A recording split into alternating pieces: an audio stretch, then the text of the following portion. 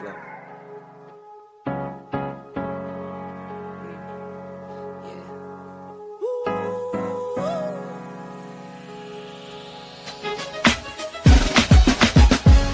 Yeah, I'm watching the rise, and I wouldn't say I'm shocked, cause I'm hardly surprised. This one's for the ride, this one's for who knew I'd make it, just needed some time. This one's for my wife, could've left 1,000 times just to by my side. This one's for the grind, I knew it would happen, just had the strength in my mind. It's the Travel OG, and welcome to the Black Manosphere Conclave 5.0!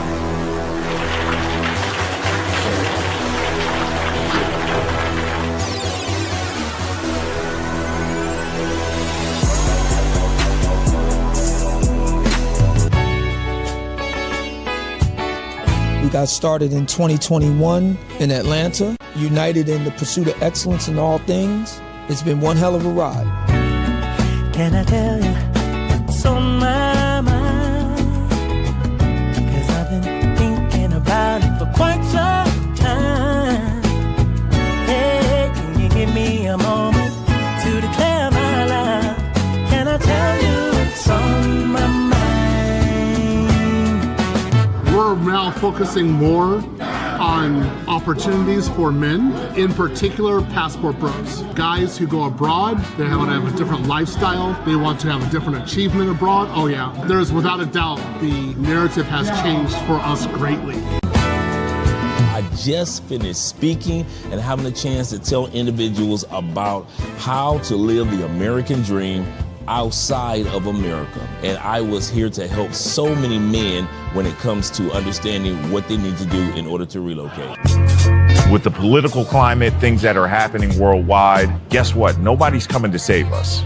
So it is indicative that we all bound together, tighten up like a fist, and strike a mighty blow against everything that's fighting to stop us, man. It's nothing but good, positive people, good, positive energy with one goal in mind, and that is to make money, get the hell out the Matrix, and enjoy your life. You dig? So shout out to all of y'all. Theme music!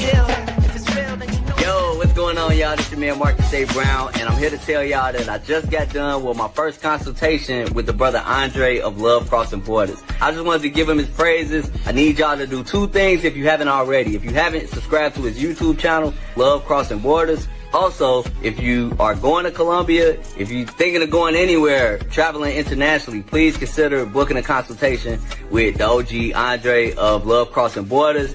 You will not be disappointed. And y'all, get in tune with him if you haven't already. Tell him MAB sent you. Peace. Where are all the black men? And I'm not talking about the scammers, the drug dealers, the robbers, and the crooks. Well, actually...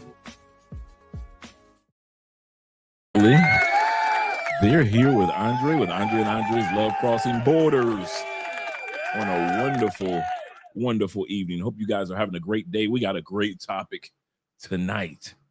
Let me bring some music in. Usually I have this music for the ladies. This time I got this music for the fella. I know. I get it. I get it. As men, when it comes to sex, we want to, every once in a while, spice it up. You might go to the toy store, get some toys or some lingerie for your lady. Get it. You might want to have a threesome. I got you. So y'all go out and find a young lady that y'all interested in. Or you take it to the extreme. And you as a couple go and join the lifestyle, AKA the swinger world. And hey, all the ladies that you can handle are waiting for you, right? All the ladies, all different type of flavors, races, backgrounds are at the parties. You can't wait to throw on a condom and get to work, right? Right? I get it. But just like you like to get to work, if you bring your wife there, somebody else is ready to get to work. And that's what we're going to see today. Brother going to be hurting. This brother's you're gonna see a brother hurting because he was so excited to bring his wife into a world that he wasn't ready for. So we're gonna listen to stories upon stories of people that have gone into the swinger world, never to make it back the same. But before we do all that,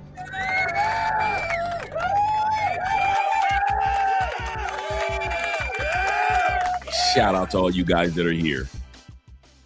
Oh man, we got a good one. We got a good one tonight. Goodness gracious. I'm like, come on, dude, really? You gonna take your wife up in there? I'm talking about, we're gonna hit some stories upon stories of several people that either got invited into the swinger world, that either were thinking about getting to the swinger world, those that enjoy the swinger world. We're gonna hear from some Latinas here in Colombia. Yes, there is a huge swinger population here in South America, and that includes Colombia. If you think Latin people don't get down, if you think Latin people freaky one-on-one, wait until you see them in the swinger world. Let's get a shout out to all you guys that are here right out the gate. Shout out to Will being here with the love. Appreciate you, brother. Always with the love on the PayPal as well as the love in the super chat. It's a good evening, Andre, and chat family. Please support the show by Cash App, PayPal, and super chats. We appreciate that, guys. We really do. He said, on a very interesting topic. Yes, get your popcorn ready, gentlemen. We're going to be doing some laughing tonight. We will be doing laughing tonight. Get your popcorn and your cocktail for this one. Stay strong, gents. This is one, if you ain't ready for this one, you might not want to watch this episode. This is one for the history books. Yes, sir. Yes, sir. Shout out to David Dice of the Dice family. Shout out to David being here. He said, Dre, I gotta be tripping. Grown man took his wife. Yes. This is very common. We're going to talk about my experiences. Some of you guys may have had experiences in the swing world, let's put it, the lifestyle world, to a swinger club, to be generous with her box. You'll see why he thought it was okay. We're going to talk about that. Because when I was in that world, this was the mindset of a lot of brothers. They only thought about themselves. Oh man, I'm going there, I'm about to smash all these chicks, it's gonna be good. I'm about to get crazy. That's how a lot of dudes thought, right? But they forgot when they brought their girlfriend, or in many cases their wives. Somebody else was thinking the same thing about going crazy inside his wife. And dudes don't think about that part. He said, how he mad this generation, right? How is he mad now? This generation is different in the worst way. I will tell you something. Speaking of generations, the average age of a swinger, let me turn the music down just a little bit. The average age of a swinger is 38. Swingers or lifestyle people are usually professionals, people that are in their mid-30s on up. It's usually not the young folks that's swinging. It's usually the mature audiences that are 30 and up. You'll find some young people involved in it, but it's usually 30 and up. The average age is 38. Of course, I had to look that up too. Let's give a shout out to our sponsor of the night thus far. All you guys are the sponsors of the night. Evan is in the building, and Evan says this with the $20 love. He said, hey, Dre. He said, me being a single 32-year-old tiger male, he said, I've been to swinger clubs worldwide. It's so easy to sleep with someone else's wife. Is it not, brother? Is it not? Sleep with somebody else's wife at these events. Most of the husbands get jealous. I have caused so many divorces. Yeah, they be arguing in the parking lot. You ever want to hear some arguing going on? Yeah, after the swinger event, they be in the parking lot mad in them up. Yeah. Yeah. So shout out to you guys.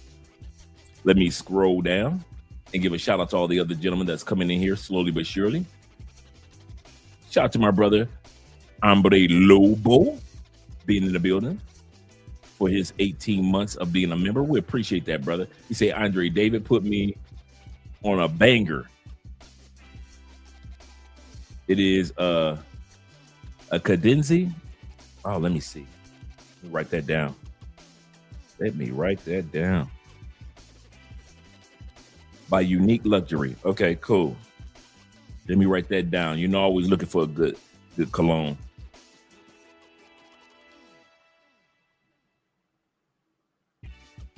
Denise. A Unique Luxury. Okay, cool. I appreciate that, brother. Plus, you say it's fire. Let me scroll to the top and give a shout out to the guys that were here. MAB numero uno. Numero uno.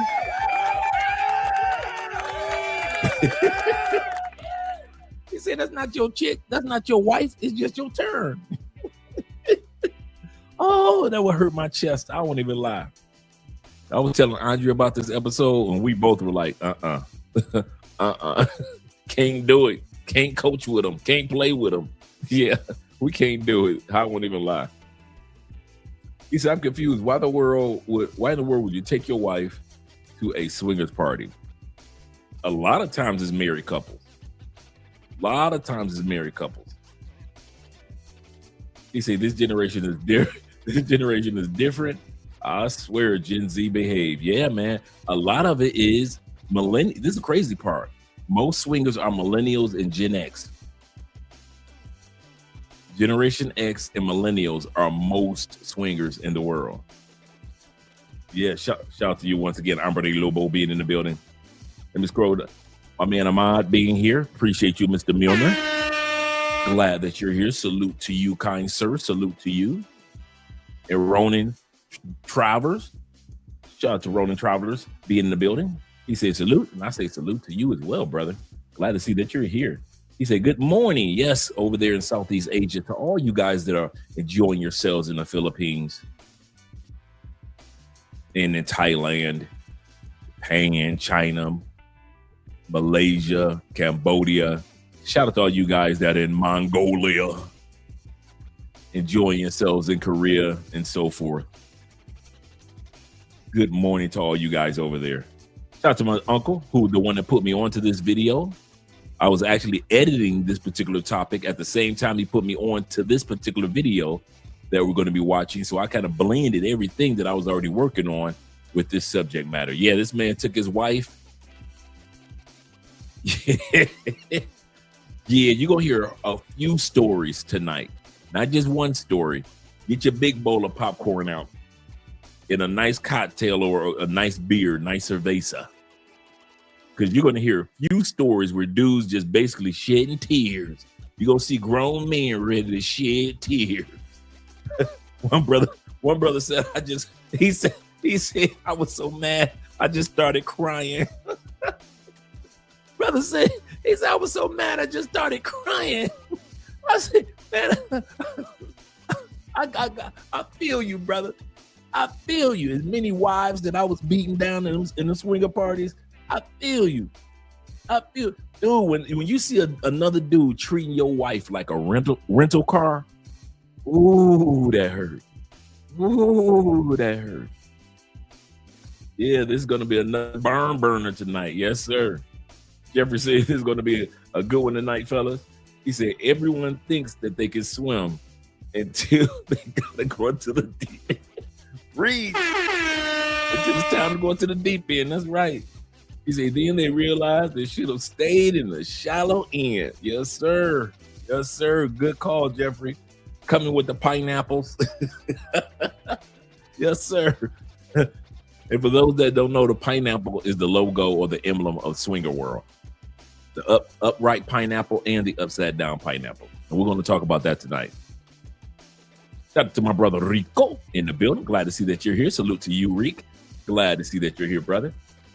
And Will says this. Let me go back to what Will was saying. Will says, he said, I don't miss that lifestyle, but Ohio is in the top 10. I did not know this. I didn't know that about Ohio. He said, the stories I could tell you, Michigan and New York are in the top 2. I kind of knew that about Michigan.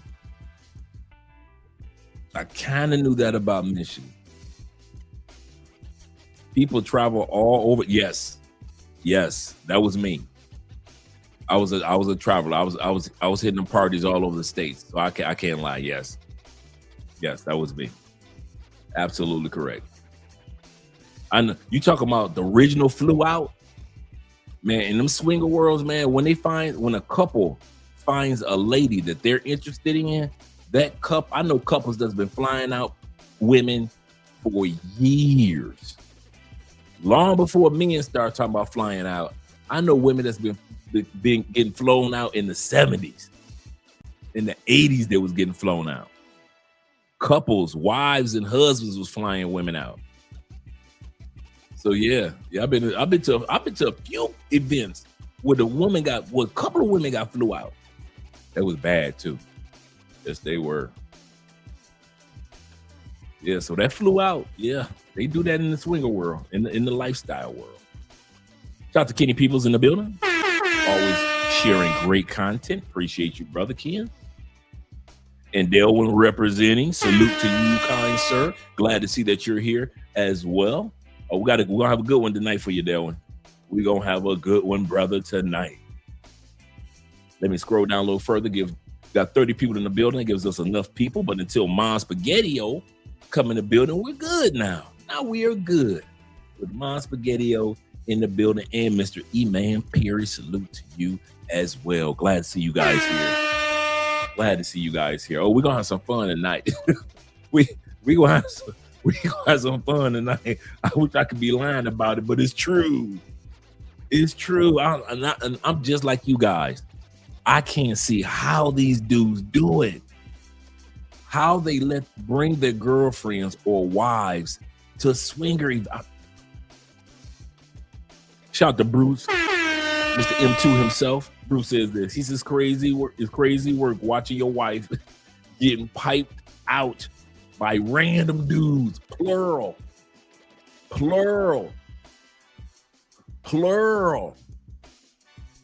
Bruh, I'm telling you, I'm coming with stories tonight. Y'all better be ready. I'm coming with stories. I know this one Asian dude was breaking sisters' backs in. I was at this party, man. This one dude, Asian dude. You know, they ain't known to be no killers. This one Asian dude was a killer. Had them sisters squirting up the walls like it was paint guns. They was taking their turns. He running through them. He was running through this one sister so tough, bruh. She yelling and screaming so loud. The rest of us basically stopped what we were doing. Kid you not. We basically stopped what we were doing. We all just turned around and watched the show take place. This Asian dude was a monster. An Asian brother. So when y'all come in there and you think, well, that's an Asian dude. He ain't gonna do nothing to my girl. He ain't got no weaponry.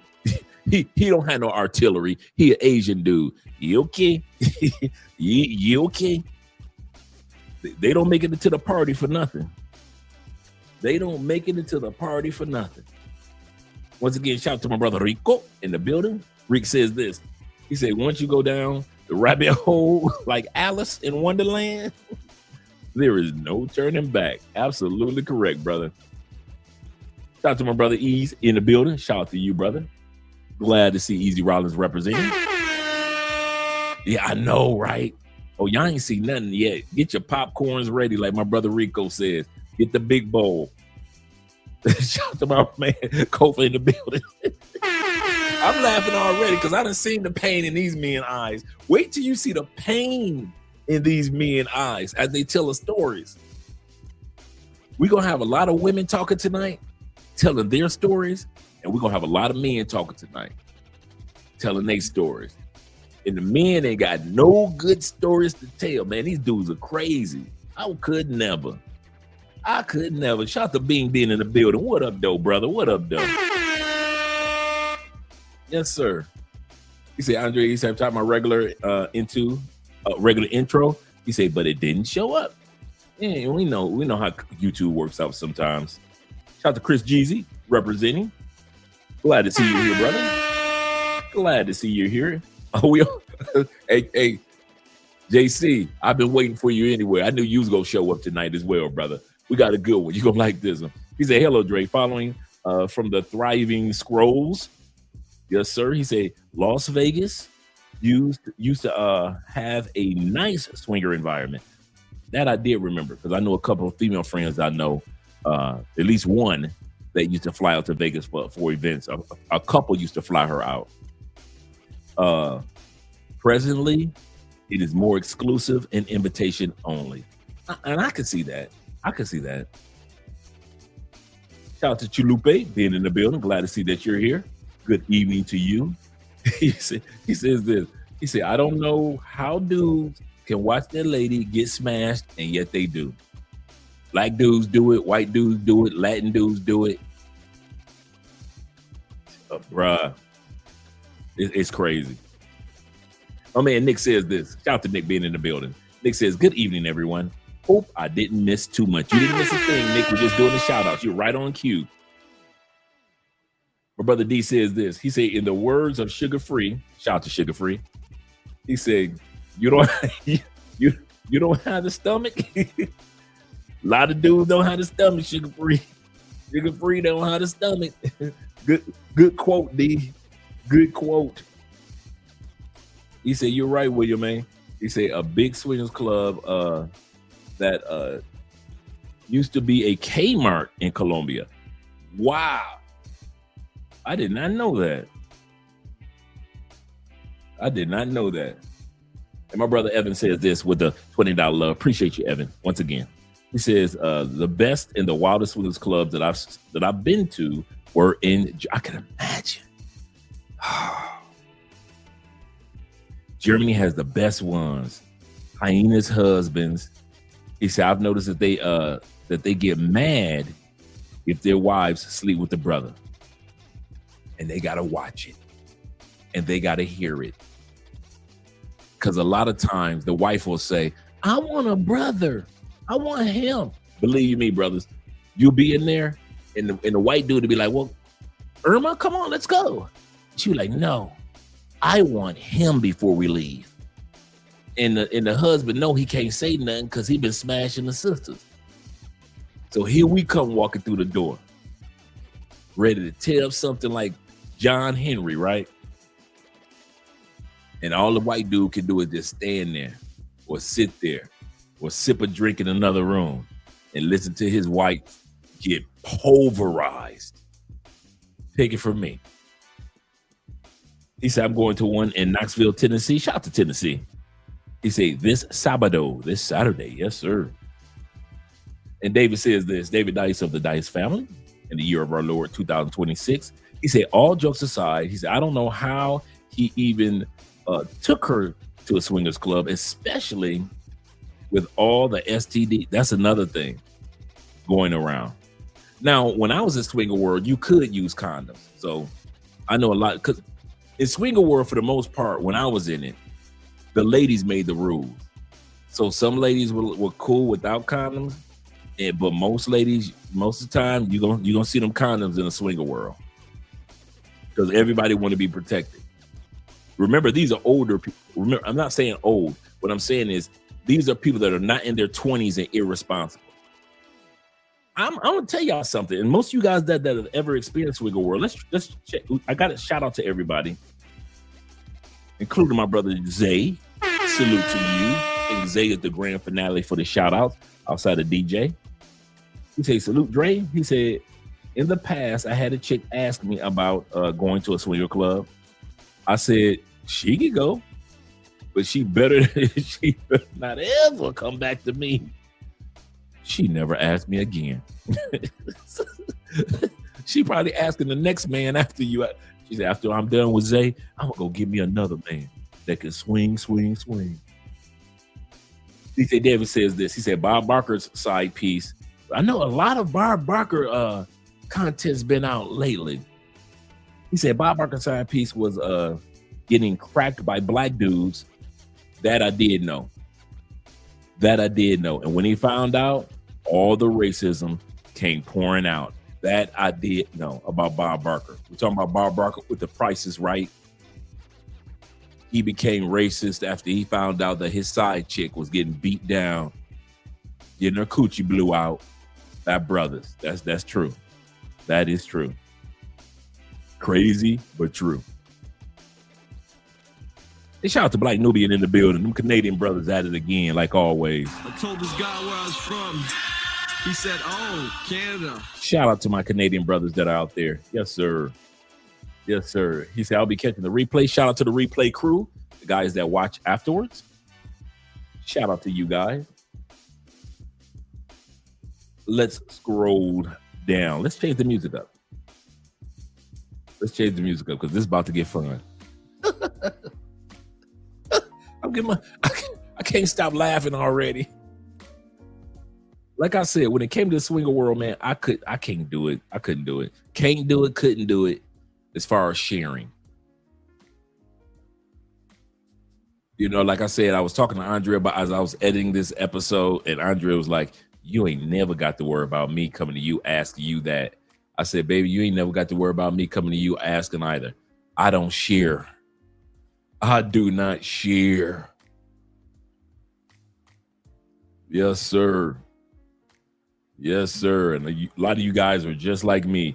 You just aren't into sharing. Now, when I was in that world at one point in time, I would take a female colleague, like a co-worker, and we just pretend like we were a couple. If I kid you not, if I was in Colombia and I was single, true story. This how Andre think. If I was single in Colombia, and no matter where you go in the world, swinger world has a little stigma about single men. They want you there, but then they don't want you there because you didn't bring anybody for everybody else to snack on. If you get my drift. That's why it's not about men. I'll say this again. It's not about they don't want men in the swinger world. They don't want men to come and snack on their wives and girlfriends, and you didn't bring a wife or a girlfriend for the other guys to snack on. That's why they kind of like shun a little bit, just a little bit. They might raise up like if for a couple to get into the swinger club, it might be $50 for a couple. But if you're a single guy, it might be $75 to get in because you didn't bring anybody for somebody else to snack on. That's the stigma. The most part that most of you guys who've ever been in the swinger world can attest to this. Most men ain't gonna go anyway. Most men ain't gonna go. If you had somebody that you was with and you was down for swinger world, for the lifestyle, in other words, the new way of putting it, the lifestyle, most guys still wouldn't go. Some of you guys can put in the comments if I'm correct or not. You invite 50 women, you gonna get 75 women at the swinger spot. You invite 50 men, you might have 20 show up. Am I correct, gentlemen? Let me know if I'm wrong. Maybe it's changed. When I was there, you could invite 50 women, 75 gonna show up. You invite 50 men, you might get 20. You might get 20. I'm kind of pushing it with the 20. Men got a good talk game about our sex. But when it's time for the rubber to meet the road, we ain't about that life for real. We ain't about that life. We talk real good though. He said, go to school without bringing snacks for the whole class. Absolutely correct. Yep, because females, absolutely correct, Will, because females tell their girlfriends. And the girlfriend want to go, she want to see, and she might want to participate. But the fellas don't show up like they should. He said, I love swinger clubs. He said, because it's a tiger's paradise. Absolutely correct. He said, I'm prowling to hunt. Absolutely correct. That's why I always say, before I got married, I was a saber-toothed tiger. I like to hunt for my meal. He said, planning to go to a swinger spot in Brazil later this year. That's what I'm talking about. That's what I'm talking about. Like I said, if it were me, some of y'all dudes like to do pay for play. You know what? True story. This is the mind of Andre Spence. If I was single, running around Colombia after my swinger world experiences, I'm gonna tell you something for real. I would get a pay for play to pretend to be my wife or girlfriend. We about to go into this swinger world. I'm not paying her to just be with her. I'm paying her to go into swinger world. I can smash her in swinger world and then smash all these other chicks in swinger world, these wives and girlfriends in swinger world, put her in an Uber, drop her off. I don't see why y'all don't take advantage of swinger world and pay for play to be your side piece that other dudes can smash. You be like, hey, listen, I'm paying you for the night. You have all the sex you want or the drinks you want. If you don't want to have sex, you just want to watch people, you can do whatever you want. But it's going to be me to you tonight. Me and you, this is how we date. We on a date tonight. Have all the fun you want. Collect all the phone numbers you want. When we walk in here, we're going to share some drinks. We're going to pretend like we're going to get to know each other.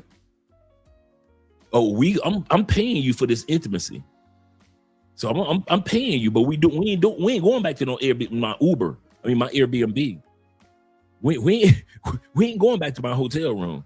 We going directly to the swinger club because it stay open till like 5, 6 o'clock in the morning. I'm gonna hit you. I'm hitting her. I'm gonna hit her, and I'm gonna hit her. And anybody else you want to let hit you, have fun, enjoy yourself.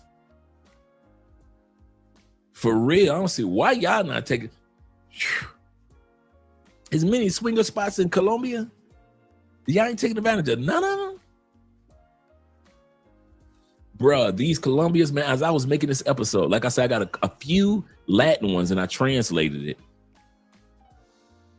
I did a translate. So you're going to see a couple of episodes, but the Latin women that you see in this episode are all Colombians. It is heavy in South America. Wish I would pay for play. It's just you, just you, huh? Let's go to the swinger spot. For real. Let's go to the swinger spot. That's the mind of Andre Spence. He said, no. He said, it's only going to be one Johnson in the room. That's me. Now you can separate. See, that's the part that people think. People think that swinger world is just this all just one big orgy all over. You could go into the group.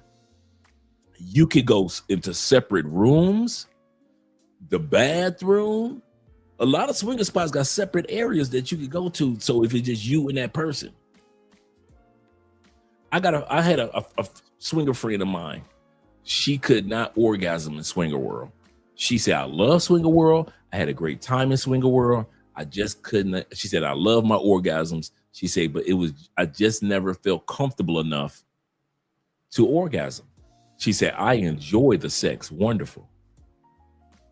But outside of swinger world, she was busting like crazy.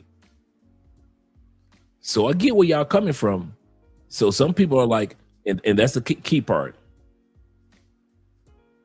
Most people are voyeurists. Most couples that go into swinger world, they just go to look. They want to see live scoreography. They want to see some live scoreography. Most people come in just to watch and then go home and get their freak on, or they get their freak on right there as a couple. So there's no rule that says that if you come in that night, you got to share your wife. There's no rule. Okay. Kofi says this. He said, what I heard about the world, he said, no matter what the rules get laid down between couples, someone is going to break them. This is common. This is common. And it's usually the woman.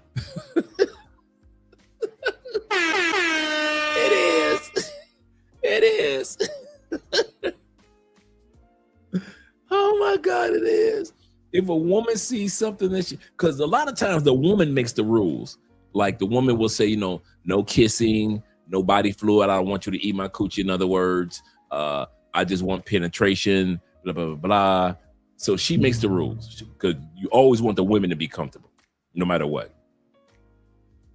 But then if she sees somebody that she really want, she don't give a damn about the rules that she made up. That is so true. That is so true. That is so true. Let's get ready to get started with the videos. Let's get started with the videos, gentlemen. We're about to have some fun. I feel sorry for this brother. This is just one of many stories we're going to see tonight. Almost lost my wife at a swinger party. Story time on how I almost lost my wife after going to a swingers party. Time on how I went to a party for bisexual people, poly, swingers, all these things, knowing that I'm bisexual. I just went there to have a good time. I found out my ex-girlfriend was a swinger, unicorn, whatever they fucking call it. Like I just seen a group of at a restaurant, but I don't know. Baby mama to Atlanta went to a swingers club and turned up. This big black 6'6" muscle head came over and wanted to join them. I had to agree because that's what we talked about beforehand. This was both on our bucket list. This dude pulled out an elephant trunk. I told him, you're not putting that in my girl. This heifer said, I want it.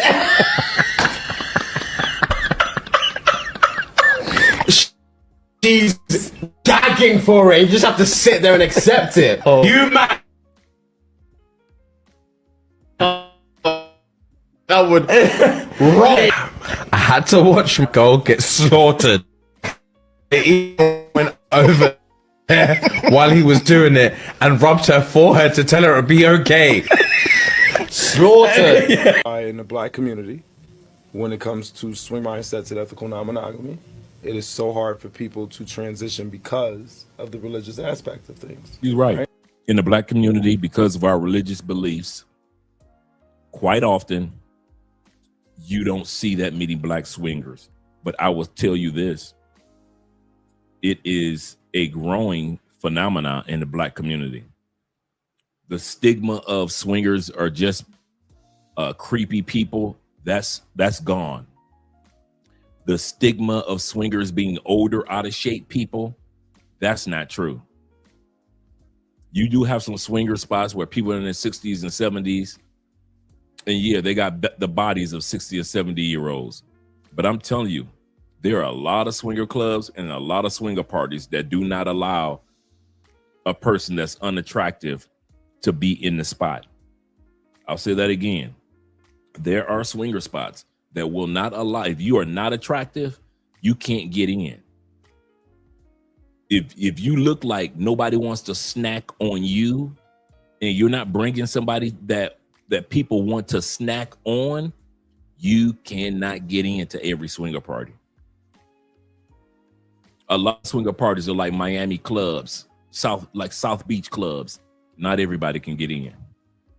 Even if you got money, they just don't allow it. My man Kofi says this. He said the lifestyle is like dating apps.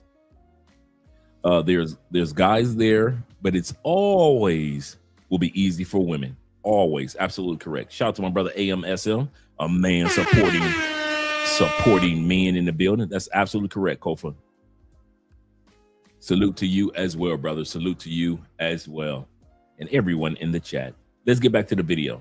So this brother was absolutely correct. And he and his girl, I looked at their page, they're full-fledged into the lifestyle.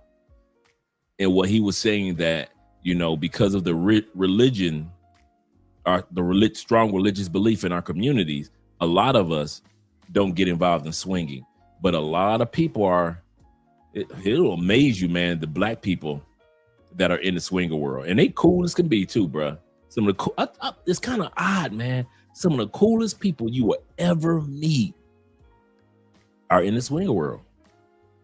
It's the craziest thing. Shout out to LJ, the Southern Vegan, is in the house. Nah, like real talk. My first encounter with like a swinger couple, her name was Melissa. She was really pretty for her being like 40. And we were at the bar and we were making out. And she was like, do you want to go home with me? I was like, yes. And so, but she was like, cool. I had to tell my husband first. And I was like, what do you mean? And she was like, he has to meet you. He's here. And I was like, he's here at the bar? He's here? She was like, yeah, he's going to meet you and like say it's cool or not. And I was weirded out because I didn't know what was going on. And so I met the dude and it was a short, bald, white dude. And I was like, hey, he was like, yeah, this is a good one you got today. Yeah, I like big ones like this. I ended up not going. It kind of threw me off. She still follows me on here, so she sees the stories. I'm sorry. But yeah. A story time of how I found out my ex-girlfriend was a swinger / unicorn, whatever they fucking call it. So she was going on a 5-day cruise. Y'all gonna love this one. Get your popcorn out for this one. Cruise with her girls, the Cosmoselle. His girl goes on a girls trip, 5 days on a cruise, Cozumel, Mexico. And here's what happens. Cosmoselle, whatever the fuck you pronounce it, Mexico, right? For 5 days. Boom. So they had to leave out of Galveston. So I give her kisses, goodbye, baby. I can't wait to see you again. You have fun. You be safe and let me know if you need anything. So they go on a cruise. They having a good time. She sending me pictures of what she wearing and shit. She looking good. So every time she get the chance to get on some Wi-Fi to talk to me, we have a quick little conversation about her day.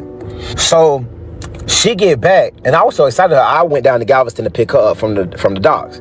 So we come back to the house, and I was like, baby, you relax. Let me unpack all this shit in your bag. You go get in the shower, do what you need to do, wind down, boom, boom, boom. So as I get to unpacking her shit, I just started taking stuff out, and I just started noticing like a couple of her stuff had pineapples on it. I didn't think nothing of it, right? And then I take everything out the little toiletry bag. She had pineapple earrings, and I'm like, she must love pineapples. She ain't never told me nothing about this. I ain't know that she was a fucking pineapple lover like this after a fucking year with me being with her. So I take all her shit to the laundry that to be washed. I put everything up and I set all the jewelry and stuff on the Jack and Jill, his and hers, whatever you want to call it, counters in the bathroom. So I sit down on my couch and then I just open up TikTok. 1, 2, 3 scrolls. Third scroll, it's a video of somebody taking a pineapple and dropping it in front of somebody's door on a cruise. Okay. For those who are part of the swinger world, the pineapple represents not what not what the one comedian said. This is the safe word pineapple.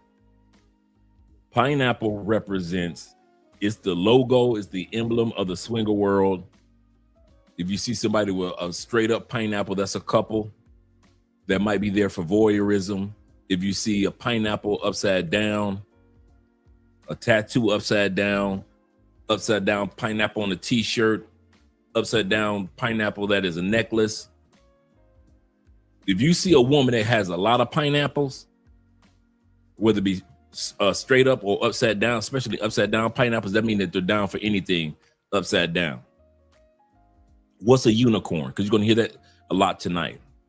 A unicorn is a woman that is bisexual, and for the most part, she's into couples.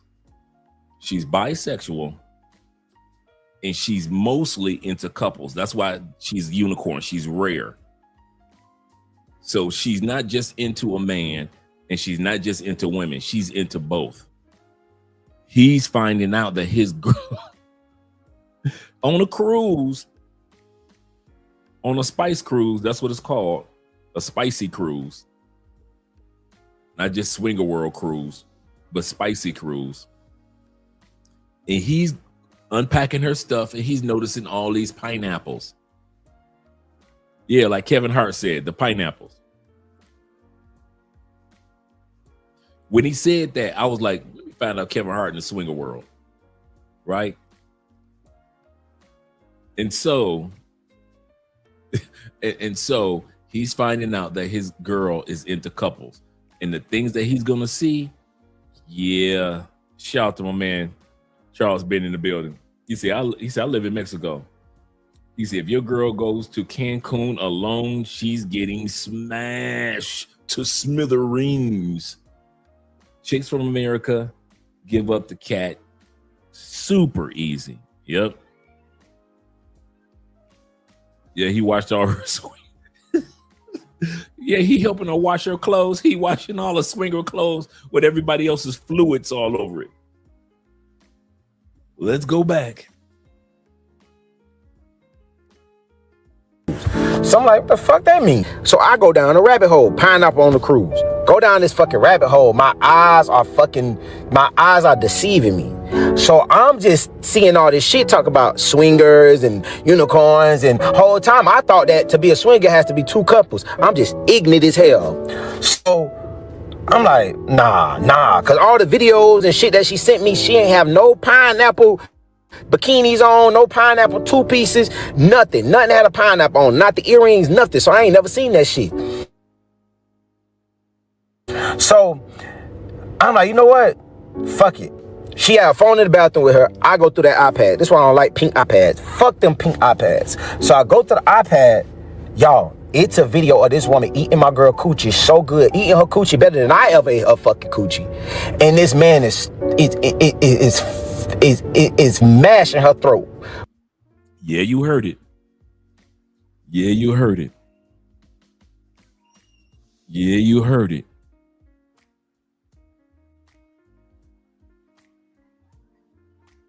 The lady is snacking her in ways that he's never snacked.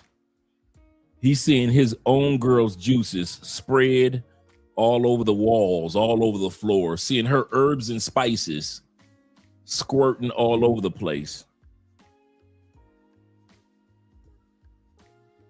She losing her mind, shaking, quivering, going through convulsions. He looking at her coochie lips just seizuring. That's enough for him, just driving him crazy. Because he ain't never seen his girl being snacked on other than by him. So it's already enough to see a woman snacking on your woman. Then you see a man pulverizing your woman's throat. Pulverizing her throat. I mean, head on the edge of the bed, laid all the way, tilted all the way back. And she just taking it like, just taking it. Like a cement, taking the jack from a, just, she taking it. Shout out to the official one in the building. But man, see, that's another reason don't go through your woman's stuff. Because you get to finding out stuff you ain't got no business finding out. He said AMSM said there's a YouTuber that talks about the underground S world. You guys just don't know what these women are into or are into or be into. I'm here to tell you, I'm not surprised. I've seen it many a nights, many a moons. But it's sad to see brothers that ain't in that world. And I'm serious. I feel kind of sad for the brother, because it's sad to see brothers in others that are not in that world, that don't even think about that world. And you find out that your girl was a swinger before you. Dude, I kid you not. Maybe some of you guys have. I've dated women and found out they were swingers after I've dated them. I mean, some of the coolest professional career women in corporate America.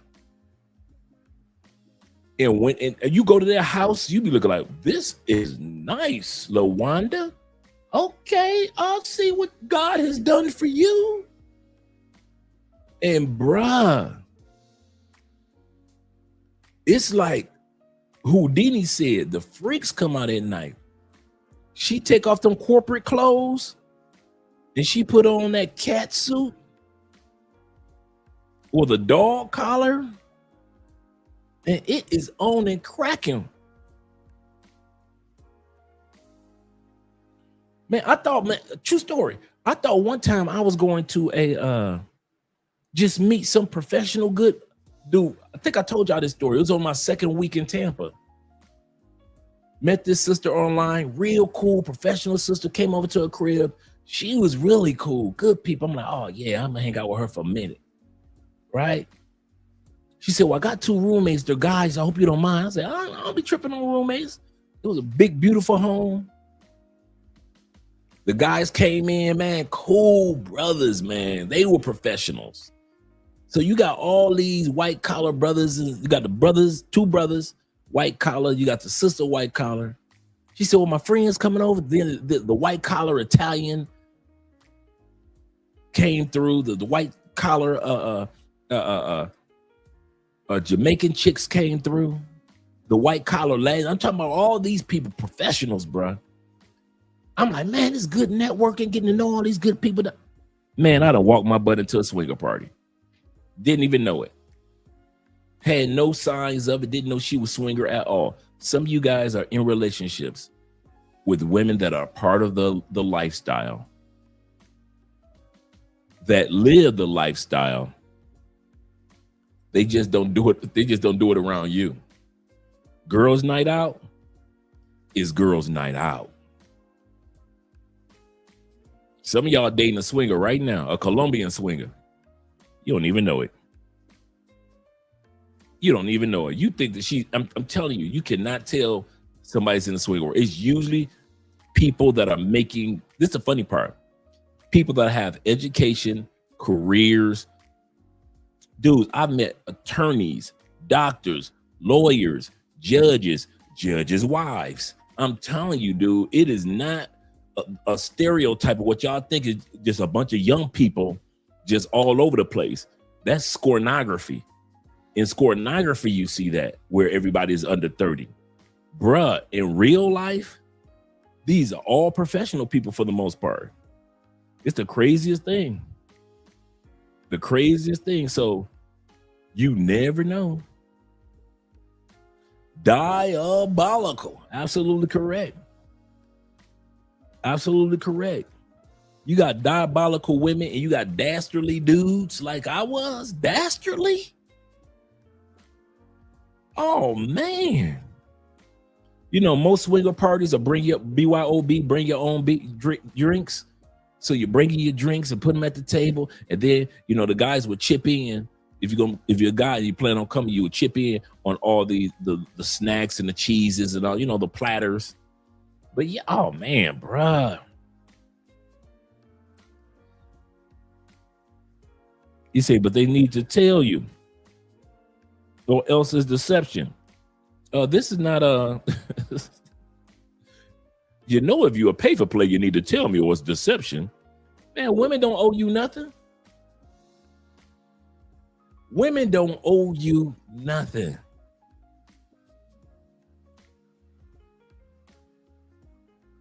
So you might want to have a long discussion with her, but I'm telling you, man, you guys will be amazed at how many of y'all women are into swinger world and are the nicest people. And that's one thing I can say.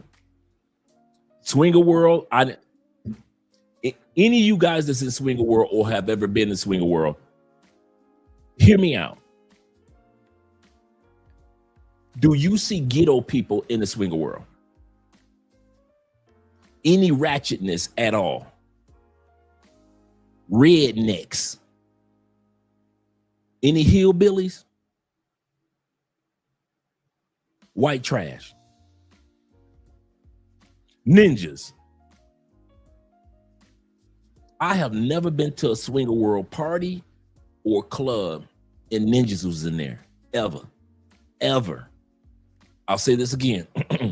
Ever. I ain't never been in one where white trash was in there. Rednecks.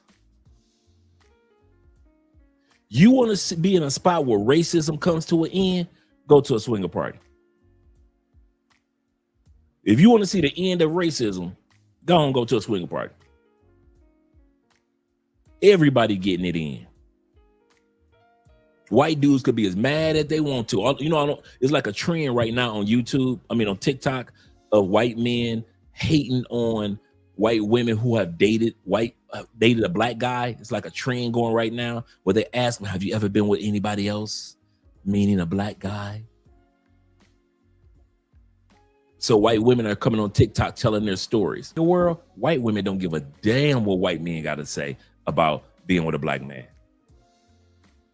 They do not care. The white dude, all he could do is just stay in there. And then a lot of times, the white dudes be like, hey, you got a big one tonight, babe. I told y'all, man, that one time, man, this white dude was a judge. A judge. Basketball game is on that way. He looking at the basketball game, holding his wife's hand. He's looking at the game. Wife facing this way and giving your boy firehead. The judge wife giving your boy Dre firehead. He ain't bat an eye. He watching the basketball game, holding his wife's hand. Now, ask me if I could do something crazy like that. No, I couldn't do it. But I could take advantage of the fool that does. I'm gonna say this again. I can't do it, but I will take advantage of the fool that does think that he can dare tread his wife in my presence and she won't get smashed at that time period in life. Right, collecting data, I know. Why I don't get it. But what's good for the goose is good for the gander. And here's the kicker about Swinger World that men don't understand. Men, hear me out. You're going to hear a story tonight to where a guy that thinks like you guys.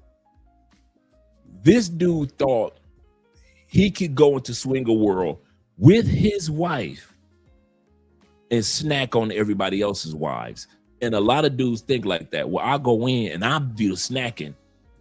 You want to be snacked on? No, baby, I don't want anybody to snack on me. I don't want nobody to touch me. You go have fun. Not even 10 minutes later, as soon as you walk into the other room and start snacking on somebody, your wife or your girlfriend is getting snacked on in a major way. Now she chose you.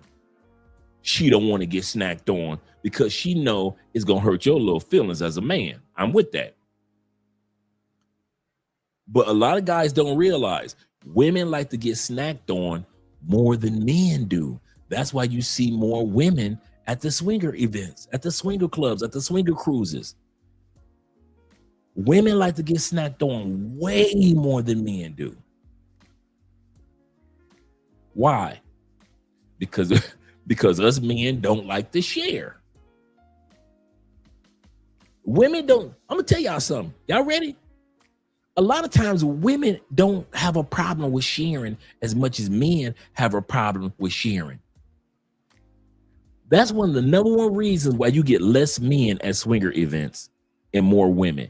Because women don't have no problem with bringing their husband, bringing their boy, bringing you and let you go on there. Hey, baby, there got some Asian women over there. There's a couple Middle Eastern women over there. I know you wanted some Arabic. There's some Arabic over there, baby.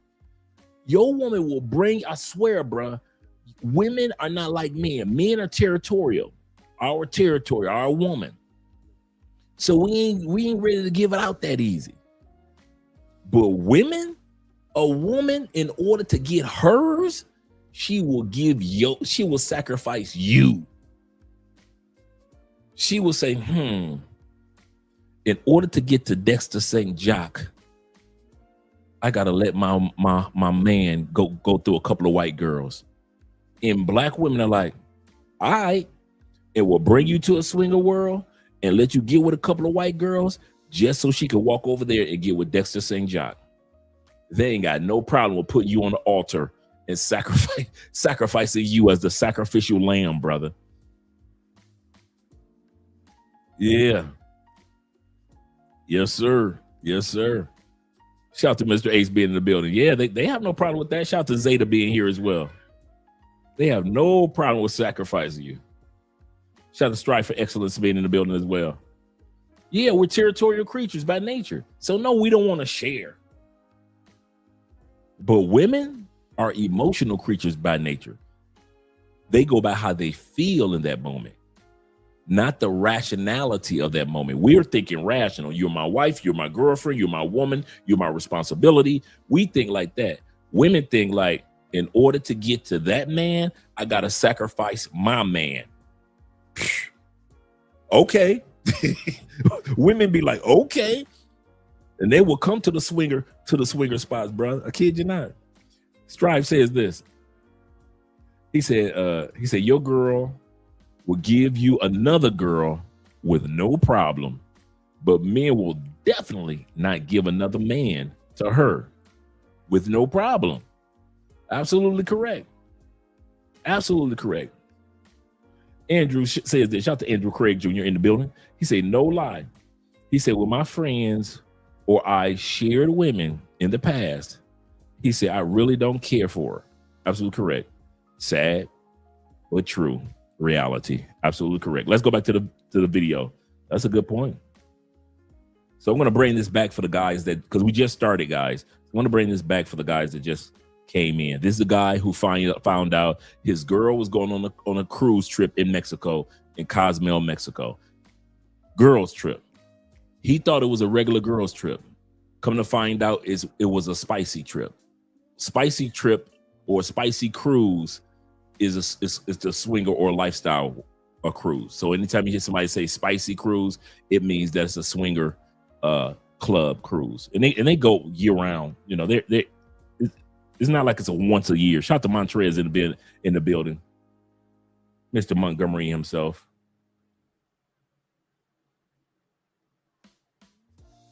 So let's bring this story back to the beginning, which was kind of sad. And I was like, hey, he was like, yeah, this is a good one you got today. Yeah, I like big ones like this. I ended up not going. It kind of threw me off. She still follows me on here, so she sees the story. I'm sorry. But yeah. All right, y'all. Story time of how I found out my ex-girlfriend was a swinger / unicorn, whatever they like to fucking call it. So she was going on a 5-day cruise with her girls to Cozumel, whatever the fuck you pronounce it, Mexico, right? For 5 days. Boom. So they docked out of Galveston. So they had to leave out of Galveston. So I give her kisses, goodbye, baby. I can't wait to see you again. You have fun. You be safe and let me know if you need anything. So they go on a cruise. They having a good time. She's pitching and the shit. She looking good. So every time she get a chance to get on some Wi-Fi to talk to me, we have a quick conversation, and she go on by her date.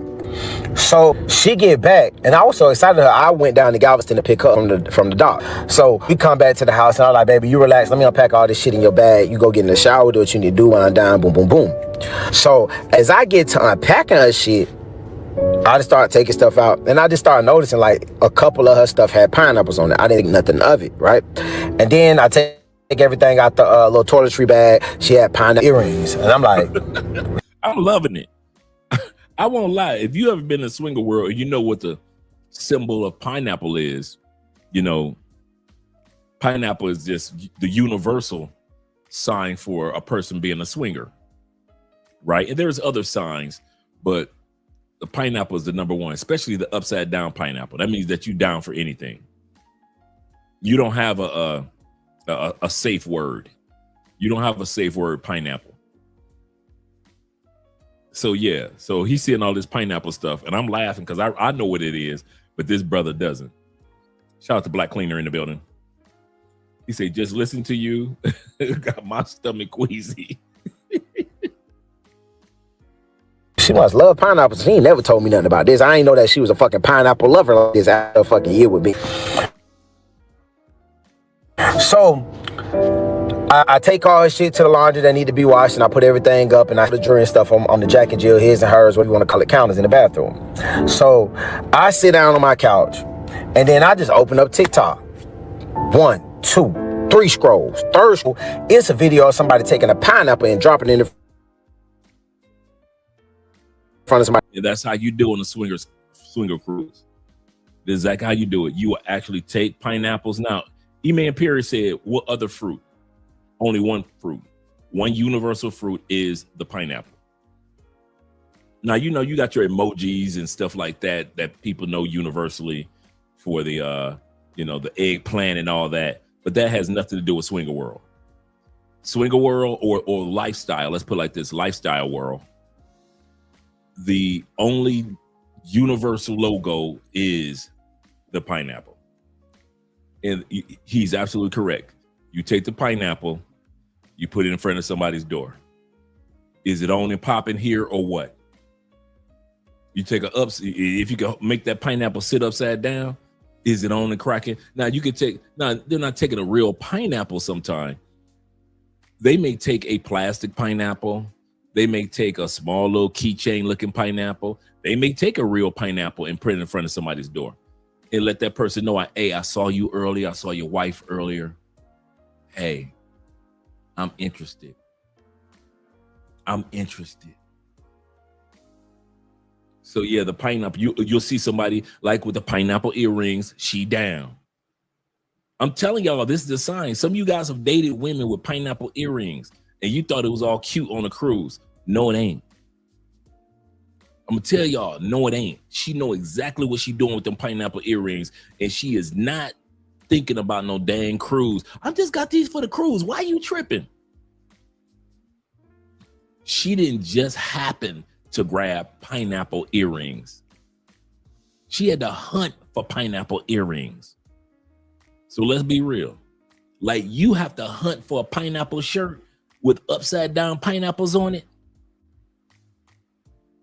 So people know when they see you with it, I don't care where you are in the world. If a person sees you with a pineapple shirt, especially with an upside down pineapple, everybody in lifestyle world knows that you're in the lifestyle. Everybody knows it. So yeah. Yep. He said, I'm about to go to Walmart, buy like 10 pineapples. For real. That's right, DJ. He said, Jay, you about to have a lot of dudes checking for pineapples now. Facts. Facts. Bro, I was rocking the pineapple t-shirts.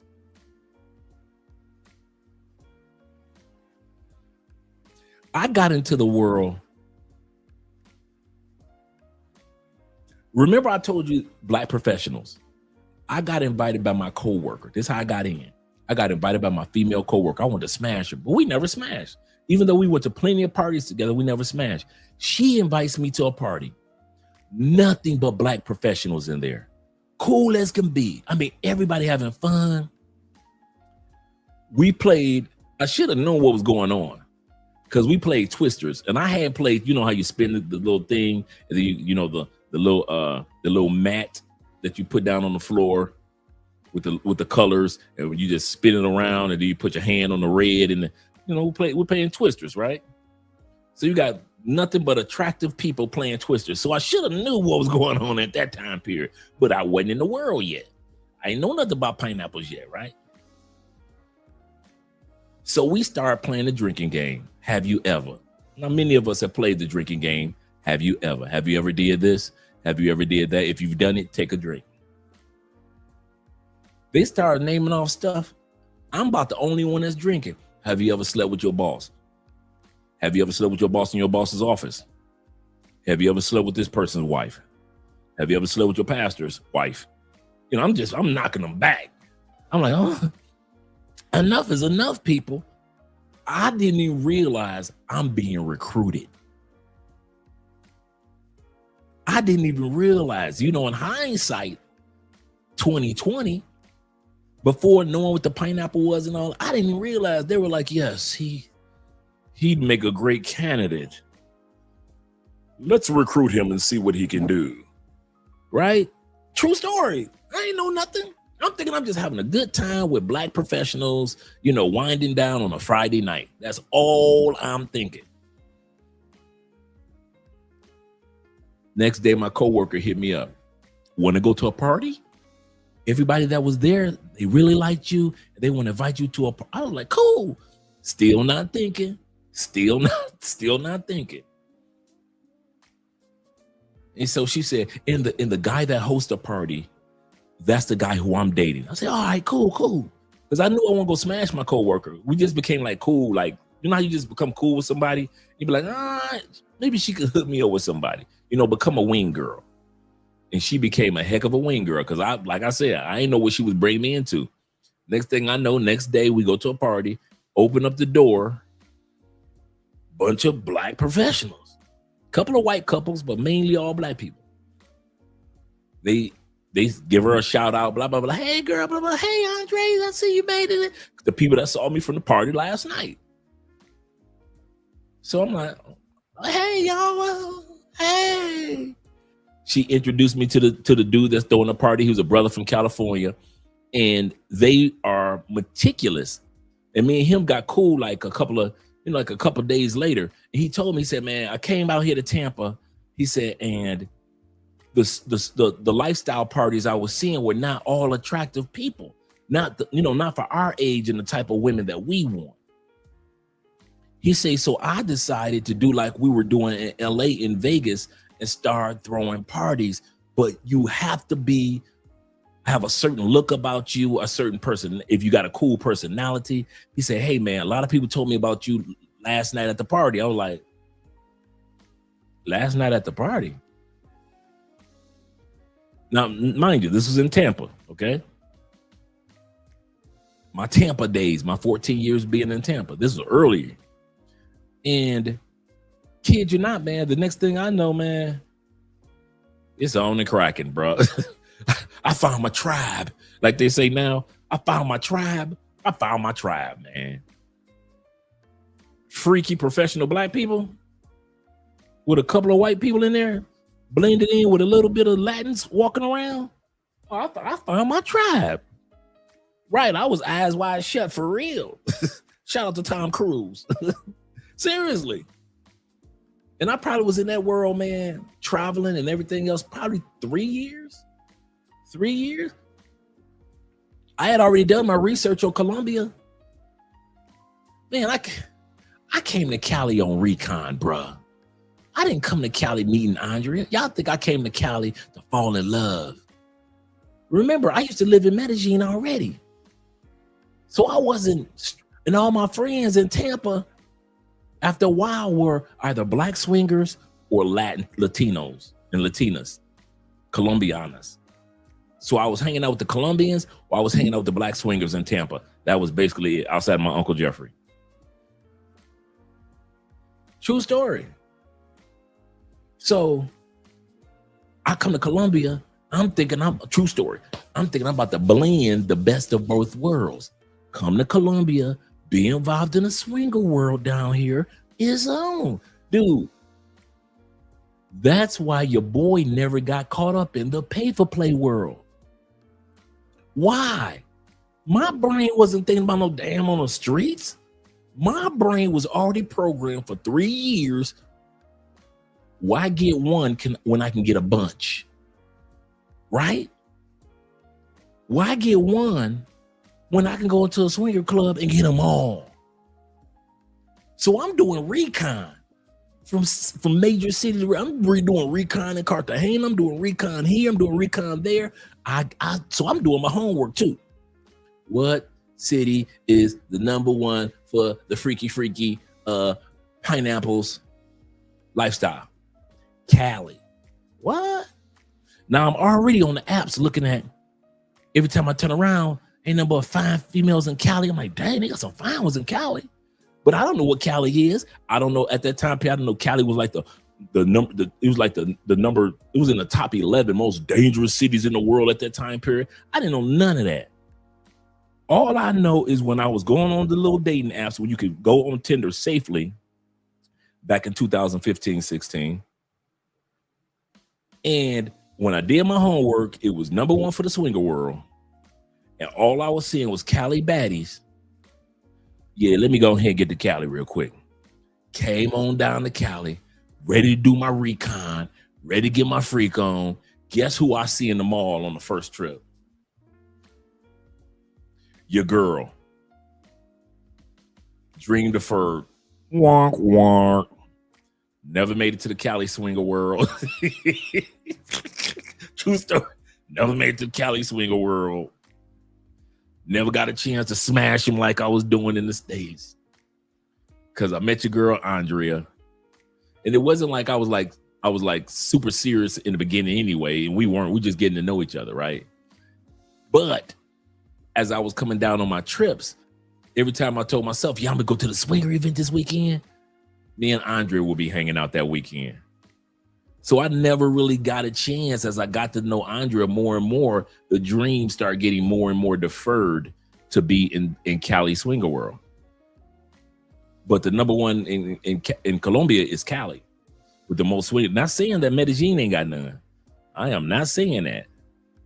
I'm just saying I didn't get a chance to get my freak on like I was doing in the States.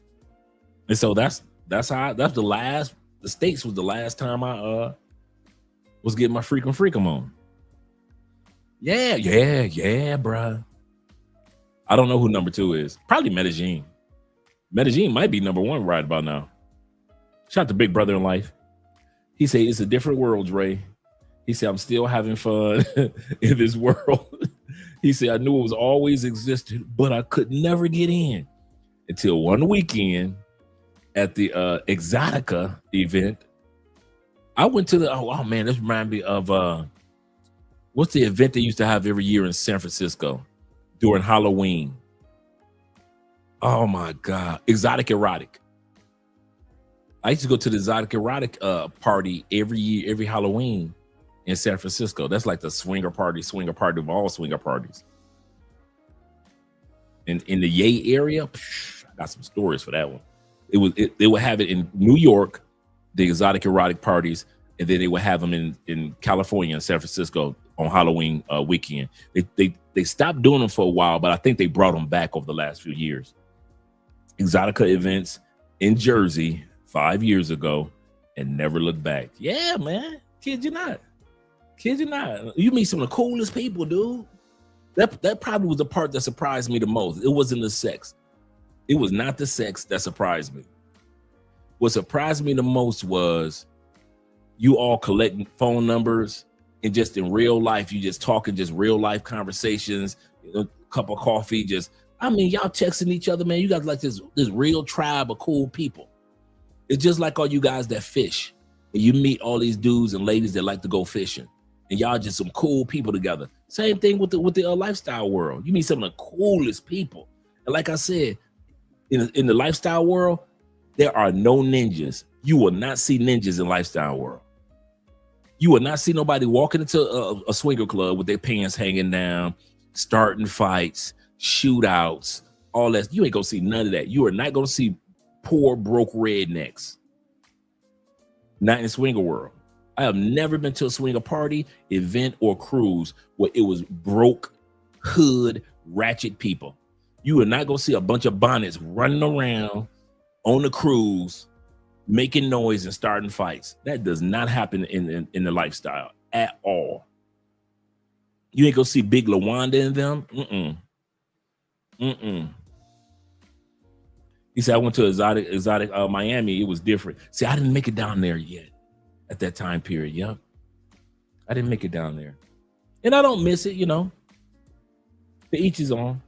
I had that moment in time. He said God knew what he was doing. Absolutely correct. Ace, absolutely correct. That was a moment in time, and God was like, you got one plan, Andre. I got another plan. Yeah, you meet a lot of cool people. Yep. At AVA. Oh yeah, the adults video the adult video, I forget what the N stands for, in Vegas. Yep.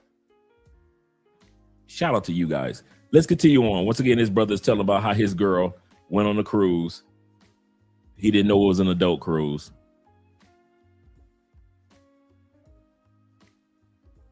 Yeah. Plenty of them. A lot of the parties, man. A lot of the parties, if you're not what most people are looking for, you're not even allowed to come. If your woman is not what most people are looking for, now, you have lifestyle parties and clubs where anybody's invited. If you're a wife and you're a husband and y'all good people, they'll let you in. The ones that I would go to where you had to have the look. If you was a big boy, like some of you dudes that walk around DR, you wasn't being invited to a lot of these swinger parties. A lot of swinger parties that I went to were just like South Beach, Miami. If you didn't have the look, you ain't getting in the club. You are not getting in the club because the party host never wanted the men that would come in to be unattractive to the women.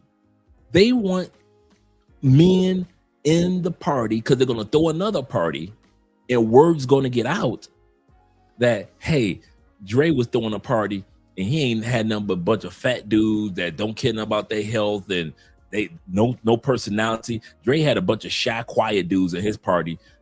Dre throwing another one. I ain't going to his party no more. He ain't got no dudes that's in there that's about that life. And so can't throw another party, right? So the ones that I went to, they made sure that you had to look as a man. For women, there are parties and clubs that let any woman in. The ones I went to, if you was not fine, you couldn't get in. You had to be, if you was a big girl, you couldn't be no more than a 14, right?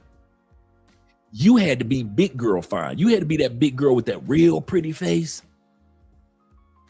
And you had the personality to go with it, that freaky personality to go with it. But you didn't have that big gut in the front. You was a big girl, but yours was just in your thighs and your butt and your breasts, but you got a small waist. Those were the big girls that was getting to the parties where I was going to. But just some fat olive shaped chick with the giant eyelashes and all that couldn't get in, couldn't pretend to get in. Every chick can't get in. Every dude can't get in. Shoot, when I was doing it, I was on my P90X. Remember P90X was popping? The exercise program that you could do at home, the CDs. Man, shoot, I was on my P90X at that time period. So yeah, I was looking good. I was looking scrumptious. So yeah, it was not everybody can get in. Like some spots, they let anybody in. Old people, ladies with the breasts hanging all down. There are a lot of spots that just let anybody in for the money. But there are a lot that will not let you in if you do not have the aesthetic that most women desire. And most women can't get in if they don't have the aesthetic that most men desire. That's serious.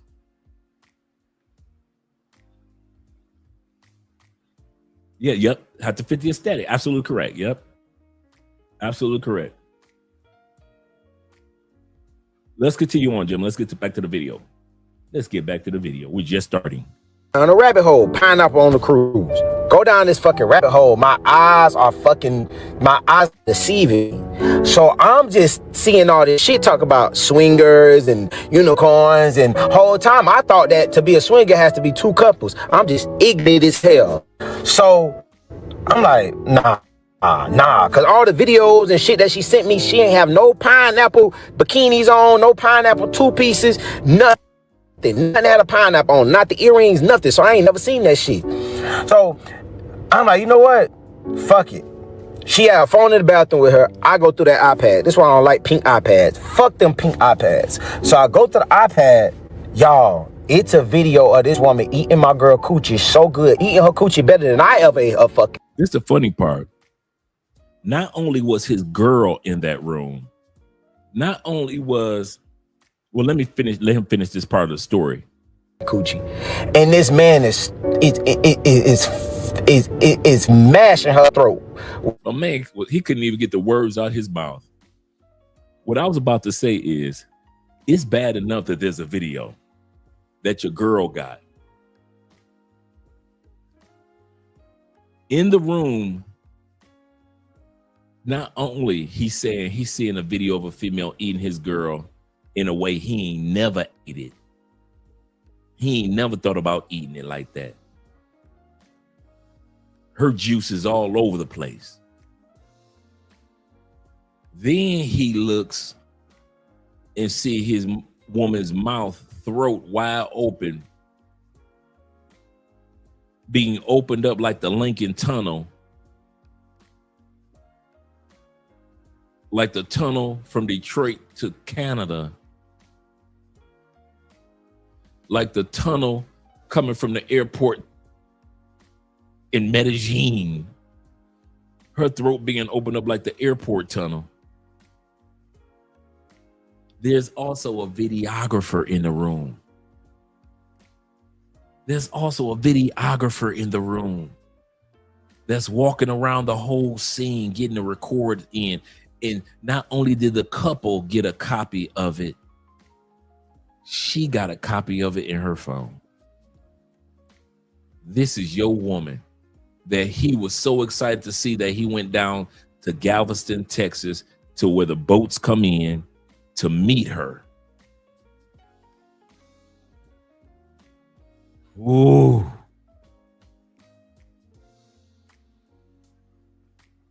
Yeah, probably, definitely.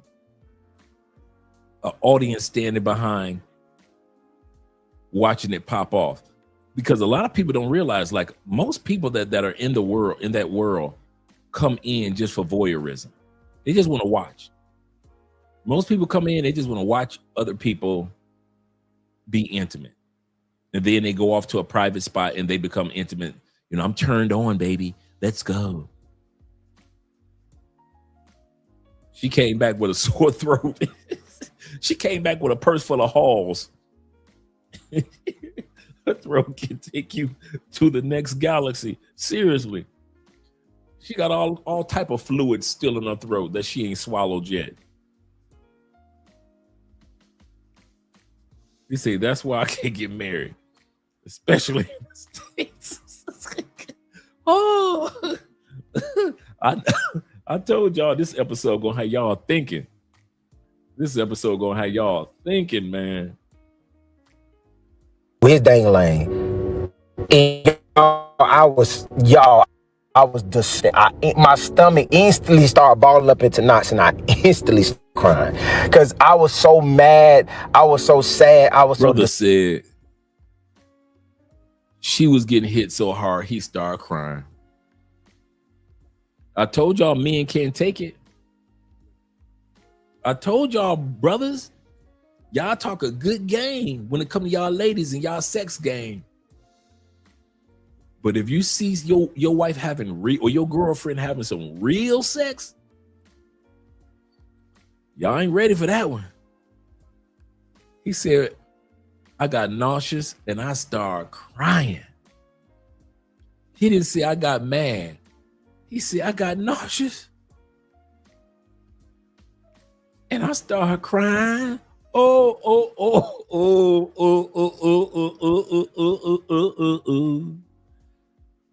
Looking at her, and it's the iPad. It's not the cell phone with the little screen. It's the iPad. He got the iPad with the nice size screen.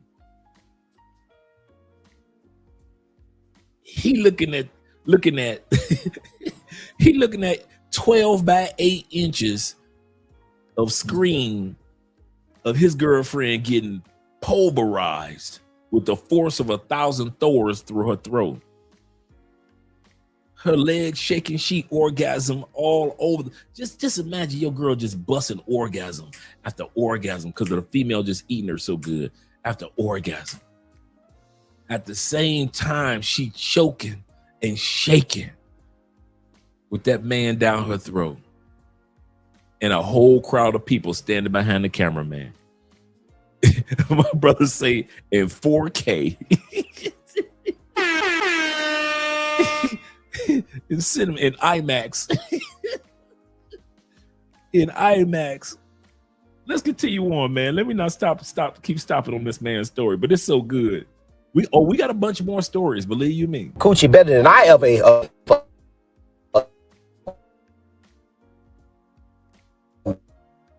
smashing her throat with his dang-a-lang. And y'all, I was disgusted. My stomach instantly started balling up into knots, and I instantly started crying because I was so mad, I was so sad, I was so disgusted. I didn't know what to do. So at this point, I'm like, bruh, I need to make a move quick because I'm either gonna hurt somebody or hurt my fucking self, because this is not something I want to see. And it was no way for her to explain herself because I got her in 4K. So I'm like, Dom, you got to do something. Dom, you got to do something. Dom, you got to do something. Looks like you called it, Strife.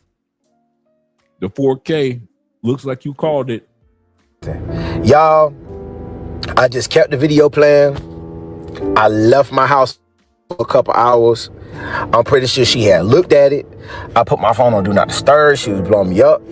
This was the only way I was able to get out of this house without hurting this gal. Without hurting her, I had to get out of that damn house. I said, please just get everything out my house, because if I come back to the house and you still there, I'm gonna go to jail and you might go to the mortuary. I said, just please leave it. And I'm not playing it. Please don't take it lightly.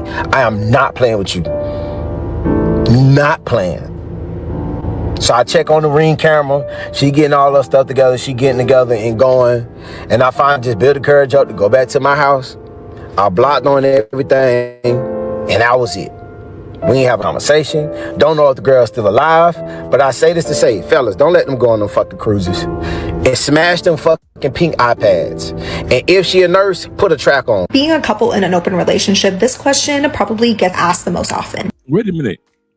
She was a nurse too? Kevin Samuels told y'all to stay away from them nurses. And it's always the misconception that only one person in the relationship wants to do this and the other one is just going along with it. For us, it was a team effort. We have been together since we were 15 years old, and we were each other's first everything. After we were together for about 6 years at this point, I asked him if he'd ever wondered what it was like to kiss another person. And like I said, we were each other's first everything. That question is what opened up the conversation to everything else. So from there, we had more conversations, and I had opened up to him about how I was always interested in women. As we've been together since we were 15, I never really got an opportunity even to explore that at all. And we both knew that we wanted to stay together and to be together, but maybe this was something that we could experience together. So then the idea of opened up, we talked about that, and we said we were open to that. And then he actually brought up if he was going to be able to have an experience with another woman, then he thought that I should also be able to experience that with another man. And then our first experience actually ended up being a full swap with another couple. So it was really a team effort. I share my partner, and my partner in turn shares me. Okay, so I'm a black male who is a swinger, but most call it the lifestyle these times, and they don't go by the term swinger, they go by the term lifestyle. But I want to address something that most people are afraid to say. Listen, guys, I don't mind sharing my girl with you, but it would only be fair if you bring your girl to share her as well. Listen, guys, I don't mind sharing my girl with you, but you got to bring your girl for me to enjoy as well. He's making a great point in regards to swinger world. A lot of you guys don't want to bring a female. Bring a female friend. That's what I used to. I kid y'all not. I never brought any female that I was interested in. I only brought females that was kind of like, or females that I was just cool with. But somebody that I knew I was interested in, no. But females I was cool with, oh man, yeah, they can come. They can get this. Welcome to Swinger World. Yes, sir. Lead me to acknowledgement and respect and boundaries. Listen, you obviously see that we're in a relationship. Why not address us both as if we're in a relationship, not just her? Have a little more respect. You know, just be a little bit more considerate. Or not. Just bring your partner. Let me smash her and respect her the same way you respect my. And I feel like it's an even exchange. Being in the lifestyle isn't about the sex. It's about the communication, the transparency, and the honesty that you can share with another individual outside of your main individual. Right? Maybe not. But I'm in tune. How about you? Tell me in the comments what y'all think below. Y'all think I'm wrong? Just came over here to borrow some sugar. That's Phillies. That's some Phillies. They said me and bro trying to get into the swinger club to hit all the married women. But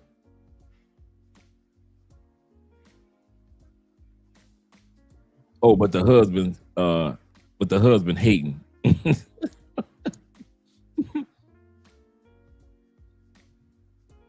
And that's it. You know what? That's how it is. If you ain't got no women with you and you're a man and you come to a swinger club, what for? What for? You got to bring something for somebody else to enjoy. Shout out to my man 313 Nate in the building. I'm telling you, we ain't come to fuck up y'all little Bendazre Todd. These some bad bitches y'all got over here. We will not fuck that up in no kind of way. How y'all doing anyway? Fine. So a lot of y'all think that y'all know y'all girls, but y'all don't. Y'all out here getting sex fished. And I end up being a... She said y'all getting sex fished. Not catfished. Sex fished. I love it. Casualty as a result of that. Like, I know people think I tell everybody my business, but I really don't. This lifestyle isn't about the sex. It's about the communication, the transparency, and the honesty that you can share with another individual outside of your main individual. Right? Maybe not. But I'm in tune. How about you? Tell me in the comments what y'all think below. Y'all think I'm wrong? Just came over here to borrow some sugar. That's Phillies. That's some Phillies. That's some Phillies. I'm telling you, we ain't come to fuck up y'all little Bendazre Todd. These some bad bitches y'all got over here. We will not fuck that up in no kind of way. How y'all doing anyway? Fine. So a lot of y'all think that y'all know y'all girls, but y'all don't. Y'all out here getting sex fished. And I end up being a casualty as a result of that. Like, I know people think I tell everybody my business, but I really don't. The shit that I don't tell y'all is book worthy, all right? Anyhow, y'all be out here listening to y'all girls when they be like, yes, I'll be poly. Yes, I have a threesome. Yes, I like other girls and all that. Lies and cheese fries. Couldn't be further from the goddamn truth, okay? So then I bring my finance over to your house, okay? Yes, I said fine, because if I don't think I'm fine, who else will think it, okay? I bring my ass over. I'll be chilling at the house. I say, your girl know? Yeah, she know. She know. Everything fine. You know what I mean? She down with it. We done had sex with other bitches and all that. That's my impression of a nigga who don't know what he getting himself into, okay?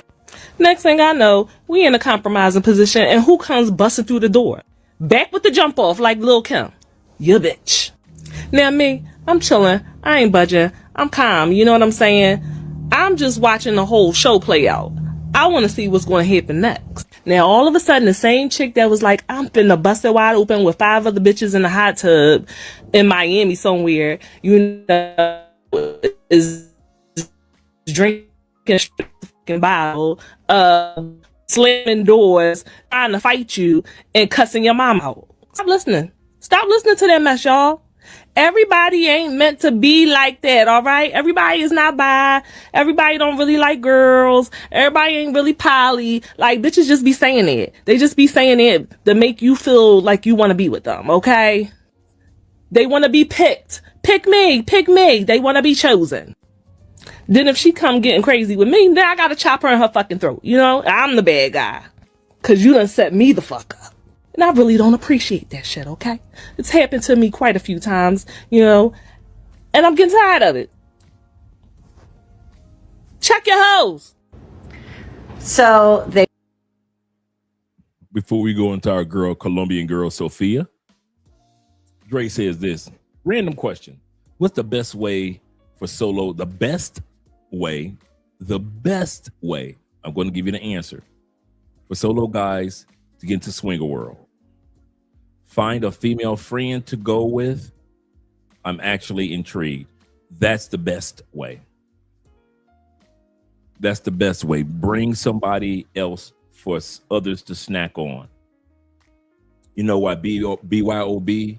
You know, like when you go over somebody's house and you bring the liquor. It's the same courtesy. I know a lot of you guys don't see it like that, but that's what it is. It's the same courtesy. Bring somebody attractive. Don't be bringing none of your fat friends that you don't want.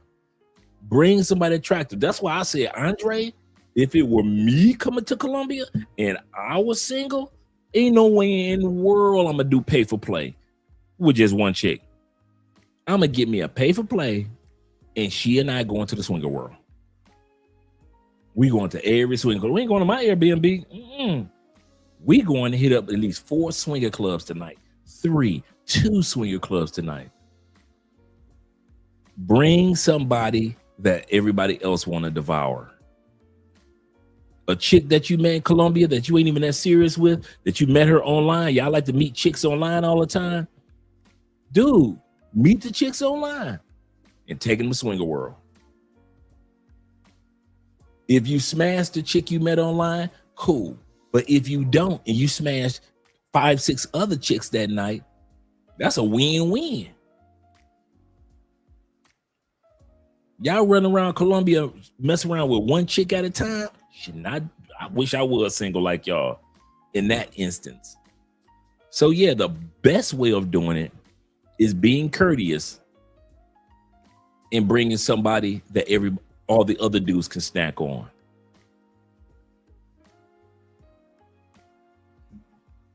I mean, you can show up and you can, as a man, you can show up as a man and don't bring anybody. And I'm gonna tell you, everybody's gonna look at you like you selfish. Now, will you still be able to join in the reindeer games like poor Rudolph? Yes.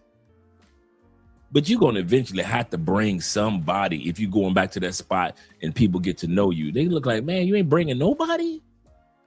Nobody that the other dudes can smash. Because that's how they look at it. Are you bringing somebody for us? Because I'm bringing my wife. Who you bringing?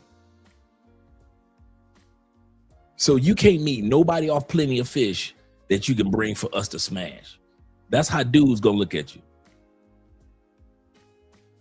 The women gonna look at you like, we want to take advantage of you, but man, I don't want my husband to be all unhappy, standing there with his arms folded, looking at me have sex with you because he ain't got nobody to have sex with because you didn't bring nobody for him.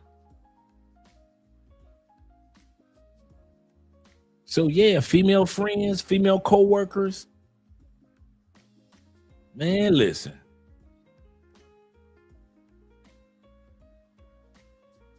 He said, dudes don't have that level of game, Dre. I'm telling you, that's obvious here in Colombia. Bet you ain't never heard, check this out. Bet you ain't never heard nobody get robbed and drugged in Colombia in the swinger world, have you? Why? Because even here in Colombia, swinger world is nothing but Colombian professionals. People that got good careers, good jobs. You ain't gonna see nobody coming from the hills, up in those barrios in the hills, coming down to the swinger world on a motorcycle. You're gonna see cars lined up outside of the swinger spot. This is the funny part about swinger world in Colombia. Just like the States, you will drive past a swinger club and not even know it. Ain't no sign out front saying, hey, we're a lifestyle club. There are a lot of times you guys drive past lifestyle clubs. You don't even know it. You think that's an abandoned building. It's not. So here in Colombia, If it were me, man, I'd be meeting chicks just to recruit. I ain't gonna lie. Have you ever heard of the swinger world? Yeah, I'll be going on apps on purpose to be meeting chicks. Are we going back to your Airbnb? No. You ain't never heard nobody get drugged or robbed in the swinger world. They were at a swinger club and they found him on the floor, passed out. No. But y'all like to bring it back to y'all Airbnbs and hotels, so. Me, we going to the swinger world. Take a bus straight to swinger clubs. Let's go back to the video. So we got Sophia and her husband when they got divorced. And one of the things that was going on is about to surprise you. They broke up, they're getting divorced, and sadly, it's not a shock for me. And I want to just come forth right now because people at Tabloid just called me and they're threatening to tell the story that I obviously have known for a long time. And so I'm just going to be honest with you guys. Here's the juicy scoop. So here I am. I remember this woman and her husband is allegedly in the lifestyle. She's letting y'all know that Sophia's husband allegedly is in the lifestyle with Joe, and we've hung out. We know each other, whatever. It's been going on for a while. So, and then there's this. And that's her husband. And with Sophia. Y'all didn't know that about Sophia, huh? Allegedly. Allegedly. Allegedly.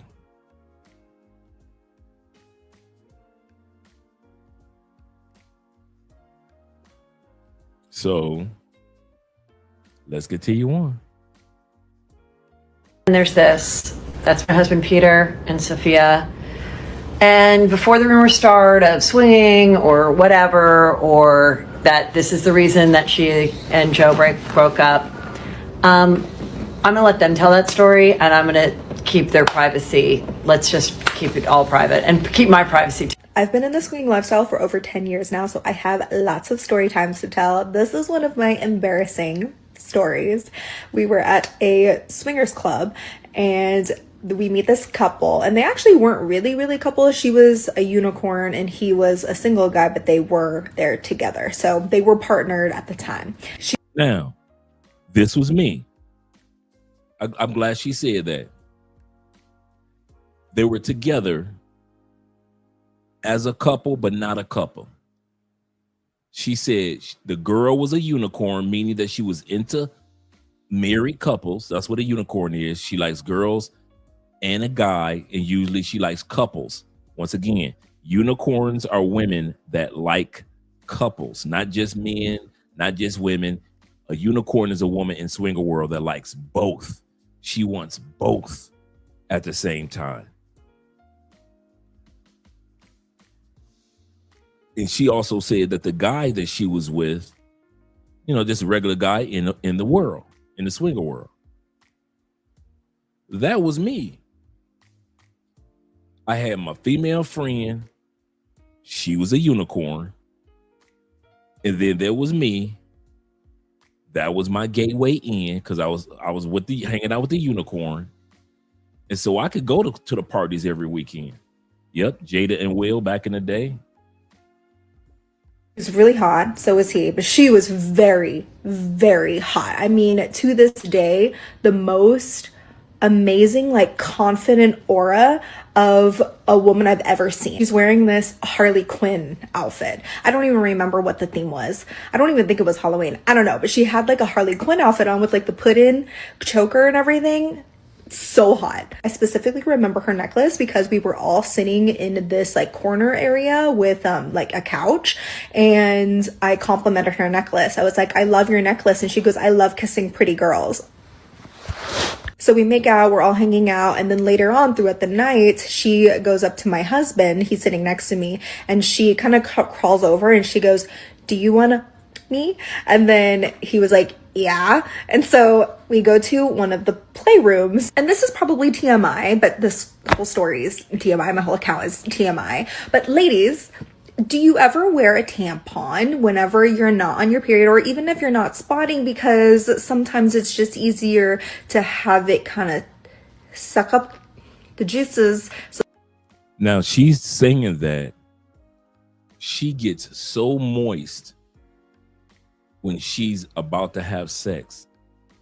She doesn't want to be too moist. And I know women like this. And I've said, bruh, whew, in the swinger world. And so she said she puts in a tampon to soak up the moisture, because that's how wet she gets even before they get started. And she doesn't want to get too moist. then before, you can just kind of take it out.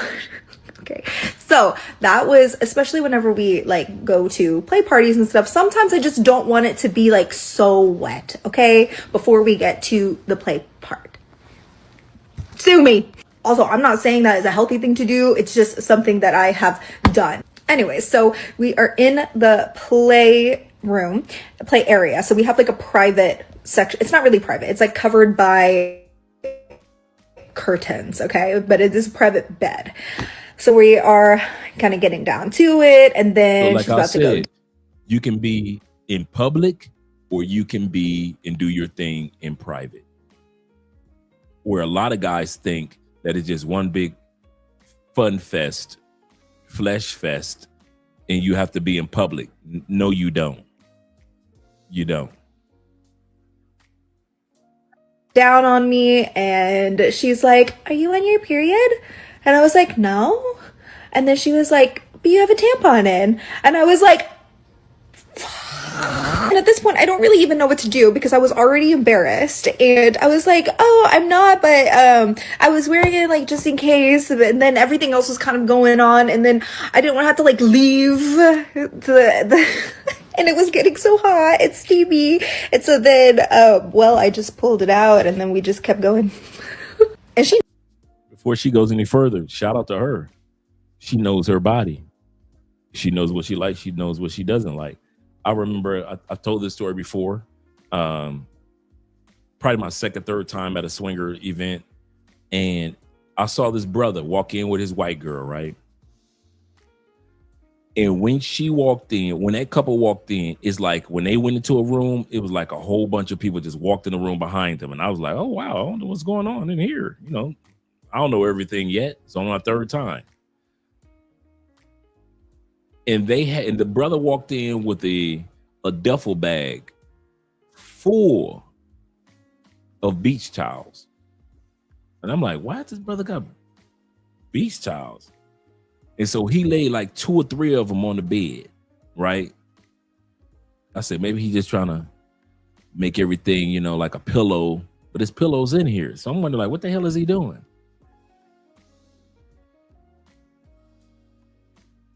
When that white girl, now I saw why everybody was coming for the show. Because when she orgasmed and she squirted, bruh, and I'm talking about, you might as well paint the walls. I have never seen that much fluid come from a human body. Back to back. She went through those beats. It couldn't have been 5 minutes. It could not have been 5 minutes that woman had went through. We ain't talking about no regular towels. We're talking about some thick beach towels. Every time she bust, dude, you thought somebody just bust a water pipe in the bathroom. You know, it's one thing to see it, you know, when you're watching Scorn Hub, right? It's another thing to be with somebody who you with, and oh, she squirted a little bit. All right, I'm doing something, right? It's another thing when you see somebody in real life that's an extreme squirter. You looking like, what in the... And everybody stood around and watched the show, bruh. Kid you not. Kid you not. She came with the waterworks. With the waterworks. The craziest thing. Shout out to my brother Will with the $5 love on the PayPal. Appreciate you, brother. So yeah, it's just like that. She was going through, bruh, she went through them 6 beast towels so fast. I mean, and I'm talking about soaking wet. Soaking wet. It wasn't like a little drizzle. Man, them beast towels was so soaking wet, man. You thought somebody just put them in the washing machine and just pulled them out before it got the chance to spin. He said this episode is sponsored by My Baptized in the Lord of Jesus Christ, debauchery. You tell too much, Dre. Hey, why y'all think I love the Lord now? I've been delivered from a lot. Let's put it like this. If I was single, I would have no time to do Love Crossing Borders. Because I'd be in them streets. Praise the Lord for being the Lord. Yeah. Yeah, dude, it was crazy. And people loved it.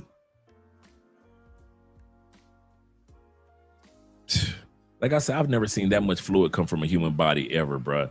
To this day, I've never seen that before.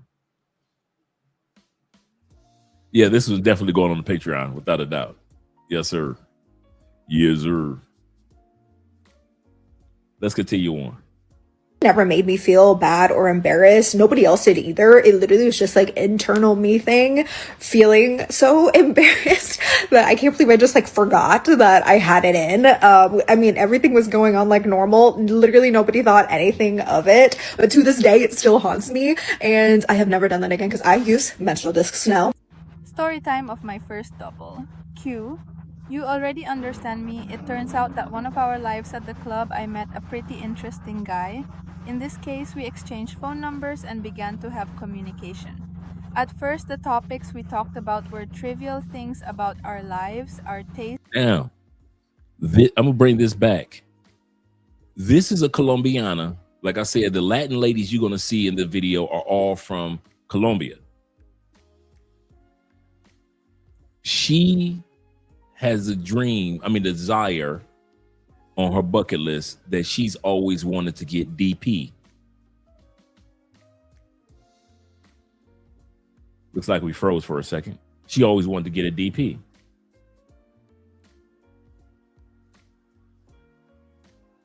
Gotta love the Wi-Fi. Let me reset oh, there we go. There's the Wi-Fi. She always wanted to get DP. So, but she said she never met the right guy for her and her, I think she said her and her husband or her and her boyfriend here in Colombia. She finally met the right guy, introduced the guy to her husband, and she's going to tell you how she did it. She's going to tell you how she did it. For all those that don't know what DP is, of course, double penetrated. One in the back door, one in the front door, in other words. So let me bring this back and let you hear her what she has to say again. Feeling so embarrassed that I can't believe I just like forgot that I had it in. I mean, everything was going on like normal. Literally nobody thought anything of it. But to this day, it still haunts me. And I have never done that again because I use menstrual discs now. Story time of my first double. Q. You already understand me. It turns out that one of our lives at the club, I met a pretty interesting guy. In this, we exchanged phone numbers and began to have communication. At first, the topics we talked about were trivial things about our lives, our taste, and that until from one moment to the next we began to share ourselves. Having a double P had been one of my fantasies. However, he hadn't yet had the opportunity since he hadn't found the ideal person for it. To fully convince me, I went on a date with this guy, my husband not being there. Of course, my husband was aware and I came to see the truth. The messages revealed an open-minded and experimental nature, which intrigued me. Since I already knew that this would fascinate my husband, since we had already talked about it many times, I decided to give him a surprise, so I summoned them both in the same hotel without either of them realizing. Obviously, the boy was astonished. I think it is not the best way to propose to someone to take a trip, but I explained to them the reason why I had done it. In this way, the two of them remained silent, so I assumed they agreed. So what she did was, after she met the guy, she, a few days later, after having good conversation, told him to meet her at the hotel. She then told her husband to meet her right at the Love Motel. Neither one of these guys knew about each other, but the husband did know that his wife wanted DP. So the young man showed up. The husband showed up. And she got DP. I started kissing and touching my husband first.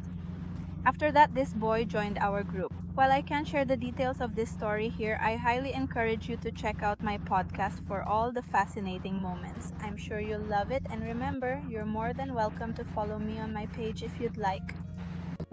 I'm here with my husband because I have to ask him for one. I'll follow you and I hope I can get it.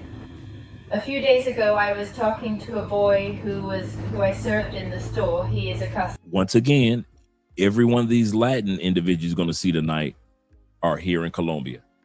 I just translated into English, but these are all Colombianas. So if y'all don't think they swinging down here, yeah, y'all got Colombia messed up. We gave each other the number, and well, there was a click. He's texting me and he's asking me out. I told her that I was married, that I had a partner, but I told her a lie. I told her that you and I had problems. And that I left you, and that I cut off because I couldn't stand you anymore, So he ate the whole story. So I'm asking myself out. He obviously knows I'm married to you, but we are supposedly having problems. I mean, he doesn't know anything about our Swinter relationship or our open relationship. And that's something that's exciting to me because I see it's something different. I mean, it's like dating a person who doesn't know anything and he believes that I'm being unfaithful to you, that I am cheating on you and I want to go out with him. It really gives me a morbidity and makes me curious. So I wanted to ask you that if you leave me and go out with this boy knowing that he doesn't know anything about us, that we have this type of relationship, that my Instagram doesn't see me, that he doesn't know anything here, but oh, he lets me or not, whatever you believe, tell him to let me. Oh, what excitement. So yes, it's super interesting because it's the first time I am going out with a guy who doesn't know anything about this. What do we do? And that makes me intrigued, and it doesn't make me just like, oh, I'm going. Does he think that I'm going to set him up? That is the boy, yes, exactly, the common thing. So I'm like, what do you think? What do you think? Let's see in the comments. Ya todos saben que ando con un pie en Medellín y otro aquí en Miami. Quiero pedirles recomendaciones I forgot to translate this one. Let me fast forward this one. This is in Medellin too. Let me fast forward this one. I forgot to translate it, so I think I forgot about this one. ¿Seguimos aquí o nos vamos? Saber que el otro tiene 1000 a un lugar público deseada por otro. That's neither here or there. That's either Deseada por otro, pero operando bajo los acuerdos que construyeron juntos. Crea un nivel de complicidad que pocos entienden, porque no es la búsqueda de lo que falta, sino la celebridad de lo que sobra. the first time on how I almost lost my wife after going to a swingers party. Oh, this is another good one. Another banger. So boom, I already told y'all, I'm a hereditary cheater.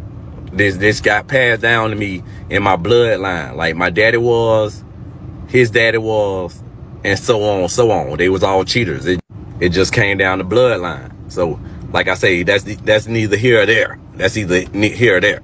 So, my girl, like, damn, like, why you keep cheating? Cause I kept getting caught. I ain't gonna say I was being sloppy, but these bitches were telling on me. Telling on me, they can't keep no secret. They can't keep no secret. They be lying. And so I kept getting caught or whatever. And she just like, you check all the other bosses. Like, you a good man. I'm a good man. So I'm like, hey, I help you, with the chores, cleaning, cooking, all that, take care of the kids. But I just got this hereditary thing that's going on in me that causes me to cheat. But anyway, she like, what can I do to make you not cheat? And I'm like, shit, if we Now you see how he laying a foundation, fellas, because a lot of dudes will fall into this.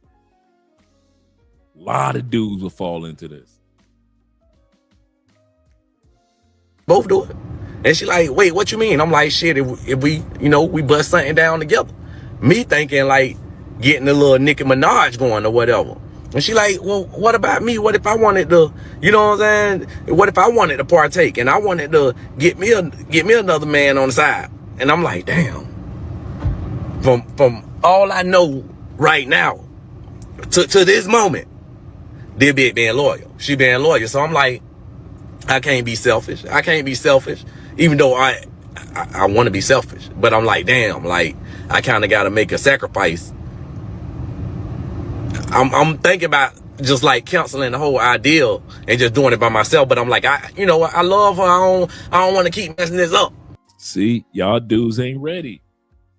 Y'all ain't ready to share. Like the one brother said, y'all want to come smash his wife, but y'all won't bring y'all wife for them to smash. Y'all always want to share in somebody else's girl, but y'all want to bring y'all girl, just like the other brother said. Y'all want to keep messing this up.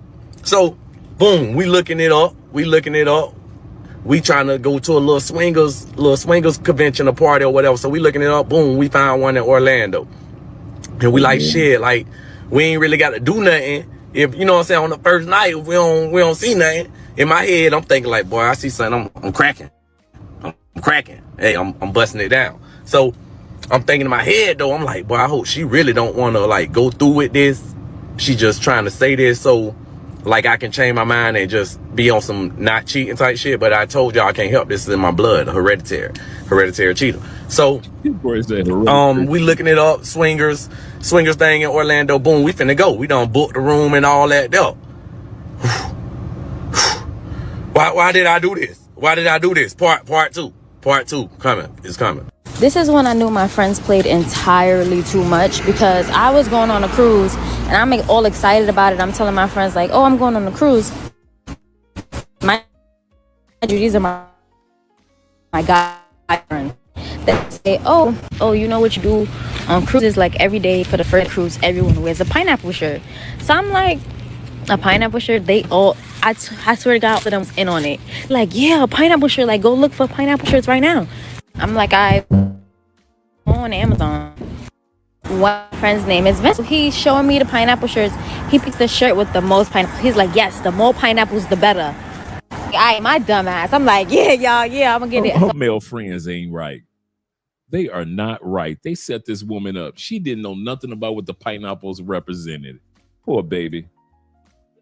So I end up buying it. Exactly the day they showed me a shirt, I bought it. So I made sure I got it for the next day, because Amazon Prime, got it the next day. The day that it came was the day that I was leaving. So the first day that I was on the cruise, I actually didn't get to wear it because they had ended up taking my luggage, and I wanted to dress warm because to go onto the boat was Baltimore and it was really cold. So for each day on the cruise, they have activities. The second day I ended up wearing a pineapple shirt, and it was karaoke. I sort of left the boat of my shirt.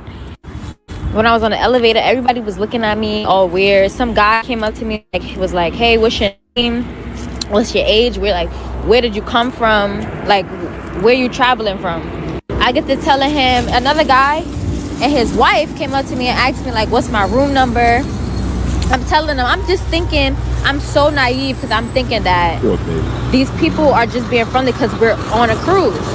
I finally come downstairs. I end up getting dressed late before my family because I woke up because the boat was rocking a little too much and I kind of wasn't feeling well. So I came down with my pineapple shirt. My cousin gonna come up to me and ask me, why do you have on this shirt, and start laughing. I'm like, what do you mean, why do I have on this shirt? They like, you know this is for swingers, right? What's a swinger? These are people that, you know, go outside looking for other people to have sex with. That's very promiscuous. I was like, by then it's too late. I'm already at karaoke and half the boat is there. Everybody's looking at me. They taking notice that I have on this shirt. Like, and the older people, this is amongst the older group of people that, and they most likely they've been on a bunch of cruises. So back in the day, they used to put pineapples outside of their door when they wanted to let people know, like, they was DTF, like, down the fuck. So so that night when I went to my room, whatever, me and my cousins, we left out to go to the club because they got the club and the cruise. My grandmother told me that a man came knocking on the door and he was like, hey, like, is this the right number? This is who I'm looking for. And like, I could not believe this. My friends are a bunch of assholes. Like, why would y'all do that to me? But it was a good lie. I knew was doing shit like that. And yo, it got me mad attention. And I just didn't know. And my whole family was laughing at me like, you're just a dummy, a bird brain dummy. And I'm like, yeah, I should have definitely looked that shit up. Because I'm just thinking, you know how people go places and they wear like their little family reunion shirts and shit. I'm thinking like, oh, maybe it's just a cruise thing. People put on pineapples. So I didn't think nothing of it. But it was a good joke. And I swear to God, I'm going to get them back. Part 2 on how I almost lost my wife at a swingers party. So boom, we booked the room and all that there. We heading up.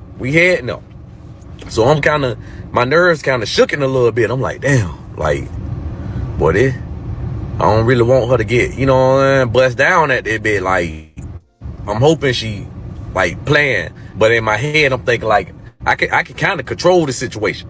I got all the control. I ain't had no control. And I later found that out. So boom, we on the way there. We talking about it. I'm like, trying to pick her head. Like, what type of man you looking for? She like, I don't know. Like, I don't really want no other man, and I just want you. You know, I'm gonna just let you do your thing. I'm thinking in my head, like, maybe she trying to, like, see how I be acting when she ain't around. Absolutely correct, man. He overplayed his hand, and now he got to take the walk of death. So we heading there, you know, we get there, pull up, we get our room and all that there. Everything seeming like laid back. I'm like, it was kind of like a little cheap little, like a Motel 6 type thing, but it was kind of low key, like kind of the vibe or whatever. So boom, we get there, you know, we just kind of like pre-gaming, you know, little drink, you know what I'm saying? Just a little pre-gaming, because you don't want to go there like sloppy. I want to like know what I'm doing once I get there. Like that'd be crazy. I don't like to be like that. I'll be off my pivot then. So we get in, you know, like I said,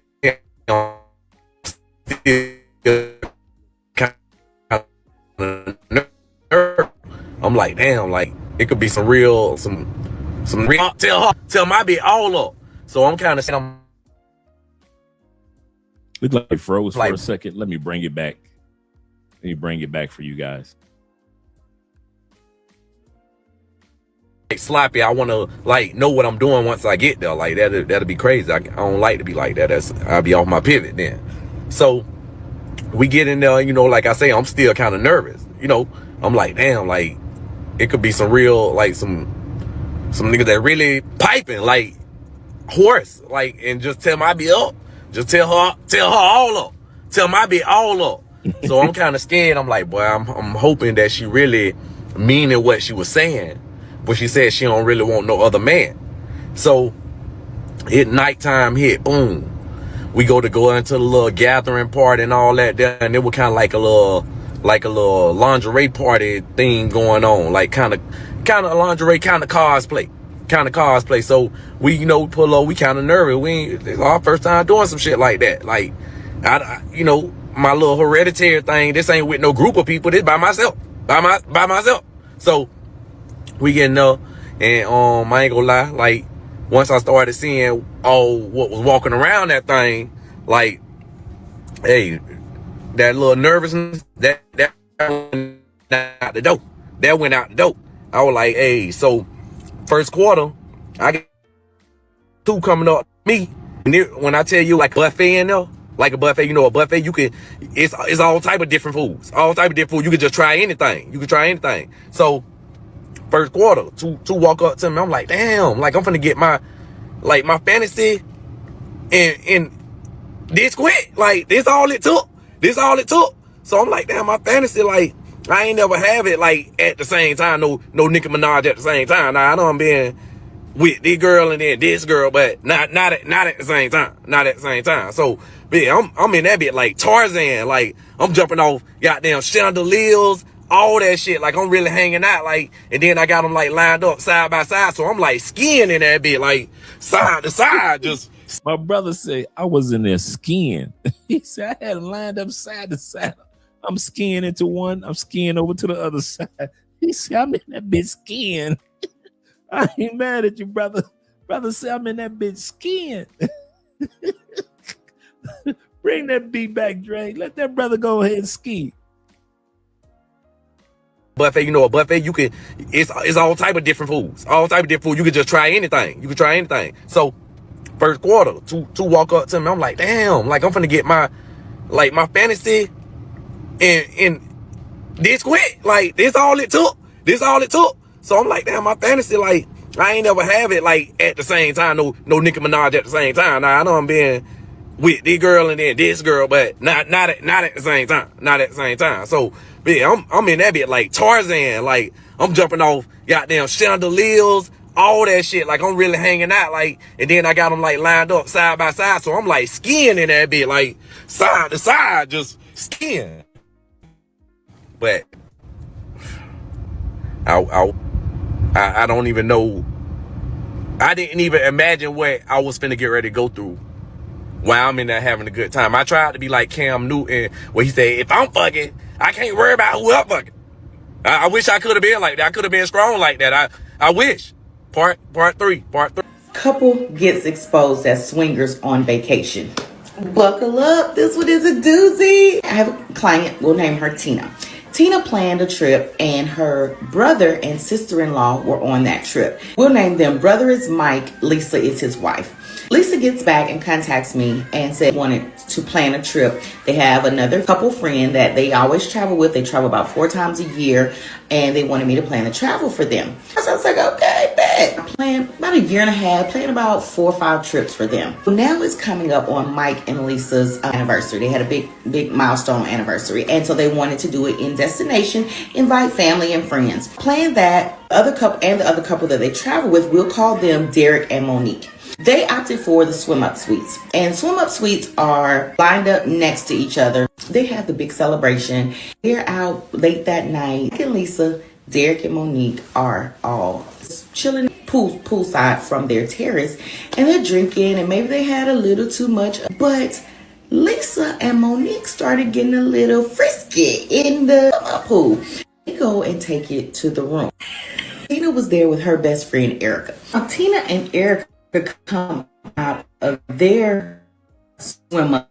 After passing by Mike and Lisa's room, the curtains are just open enough where they see Mike banging Monique's back out. Child, As they're out there being nosy watching what happened, here comes some other family members. Some of them are just literally sitting there watching this whole freak show go on.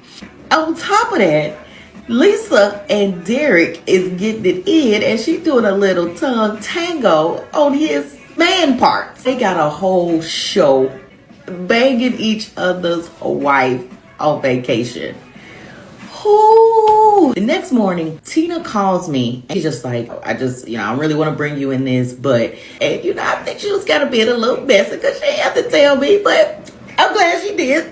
So she was like, I just, I'm just shocked. I don't know what to do. So many of the family know it's whispers, it's laughing. At breakfast this morning, it was all the side eyes and little snide comments. And y'all got that one friend who knows some tea on somebody, and they gonna just make little comments and say little stuff. And she was just like, I don't know if I should say something because they don't know that everybody knows. So should I say something while we're here? Should I wait till I get back and say something? Or should I just not say anything at all? And my question to you is, would you tell them what you saw right there while still on vacation and it might pop off? Would you wait till you get back and tell them? Or would you just not say nothing at all? And so let me know in the comments what you would do. All right, bye.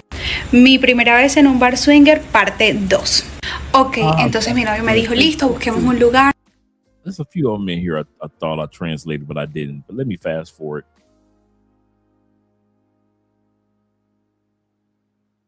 Okay, bring your boy. We got your boy. Part 3. Unos $100 aproximadamente, pues mandamos nuestros datos, número de identificación, que fuéramos mayores de edad. Y una cosa, tienen que ir en pareja, o sea, no puede ir alguien solo, tiene que ir una pareja. Nos dijeron cómo eran las reglas del juego, o sea, nadie podía tocarte sin tu consentimiento y que tienes que llevar tu propia bebida, lo que vayas a tomar. Llegó el día, nos pusimos nuestros disfraces. I know it was a family affair. With that last couple, E-Man, they were really close friends as a couple. They were close friends as a couple. The ladies start getting, they were all in jacuzzi. It was like 6 people in the jacuzzi, right? 2 of them were married and the other 2 were married. And the other couple were just kind of like there. They were all friends at a family reunion type of cruise. They started drinking. Two of the wives start kissing. So so they was like, let's take this back to the room. Next thing you know, the husbands decide to swap wives. Hey, the wives were kissing, so let's swap wives. Well, the other couple that was left in the pool in the jacuzzi by themselves, they like, okay, I guess it's time for us to leave too. But as they're walking past, going back to their room, they see the curtains open just a little bit and see the wife swapping taking place. Well, other relatives are on that floor and they start walking past and they see it. So now there's a bunch of relatives standing outside your window watching you and your boy swapping wives. And one of the wives called and was like, should we tell somebody or should we not tell somebody? Because it seems like everybody knows. That's what the scenario was with that one. Super divinos. En la entrada te dicen como que no puedes entrar celular. Luego llevas tu trago a una barra y un bartender te da un número y con ese número puedes ir las veces que tú quieras y a pedir que te preparen tu trago que tú llevaste. Part three on almost losing my wife at a swingers party. So boom, like I say, I'm in that bed like Tarzan. I'm in that bed jumping off chandeliers, jumping off goddamn pianos, whatever I can jump off of, I'm jumping off. I'm diving in. I'm diving in. So all this going on the whole time, I forgot I even came with my girl. I'm like, I'm in there partaking. This I go to thinking like forgot his wife. You know how you heard people forgot their kids in the mall? Somebody forgot their little 7-year-old child in the mall. This man was too busy skiing. He forgot his wife was even in the swinger spot. Well, tell us where your wife was, Tarzan. Tarzan, tell us where your wife was. Pray tell. Damn, wait. I look around. I don't see my bed. I don't see my bed. So I'm like, fuck, what's going on right now? Let me go find out what's going on. How they bed gonna leave my side? And mind you, before we went in there, we was already, going over our little code words to get up out of there. So the code word was like something was in your eye. So boom, I'm walking through there. I'm looking for a girl. And like when you be with somebody for a while, you know their voice. So I hear her voice, but this sound like that bedroom voice. And I'm thinking in my head like, that bitch said she ain't want no other man. She ain't want no other man. So boom, I walk in the little other room. Bitch, my bed turned up inside out. Bitch got her like a goddamn whole lawn chair out that bitch. So I'm hurt. I ain't even gonna lie. I'm trying to hold back tears. But they kind of falling. Hey, am I lying? Each one of you brothers that be claiming, I'm good. Hey, you can do what you want to do. I'm cool. Well, why don't we go out here and do the swinger world? Why don't we go out here and do it? Some of y'all ain't built for this. You ain't built for it, bro. I know I ain't built for it. See, I ain't gonna even lie. I'm built to partake, to enjoy the smorgasbord. I'm not one to bring my wife. Like I said, I would have brought a pay for play, a side chick, a chick that I met online, a jump off, a mistress, if you will. But there is no way in hell I'm bringing my girlfriend or my wife, and might not bring a mistress. Hell no. I ain't built for that. I used to have a saying, I kid you not, true story, in the swinger world, I used to have a saying called, I can't take the glance. I can't take the glance. What do you mean, Dre, by the glance? I can't be over here beating this Asian chick up, right? Boom. With the thrust of 10,000 Thors, right?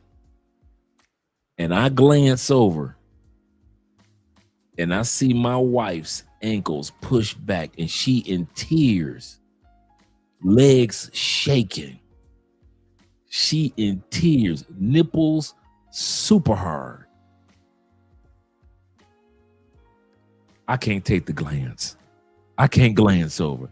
I can't glance over and see the dude do something to my wife. And she talking about put it in her butt. What? Put it where? I done forgot all about this Asian chick that's up. I told y'all the story, right? Met this chick in the swinger world. Bad little sister. Bad little sister. She had a man.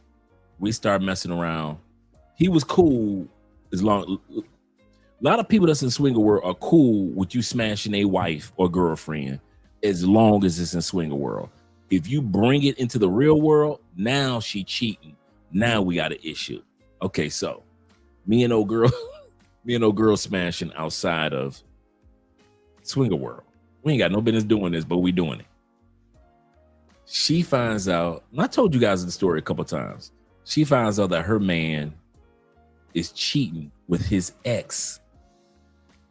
She like, I'm letting him get all the free coochie in swinger world he wants, and he is cheating on me with his ex. She pissed. I'm at work. The cubicle across from me is my coworker, the female who I tell y'all, who introduced me to swinger world and who I hang out with, pretending like we're a couple when we go to swinger events.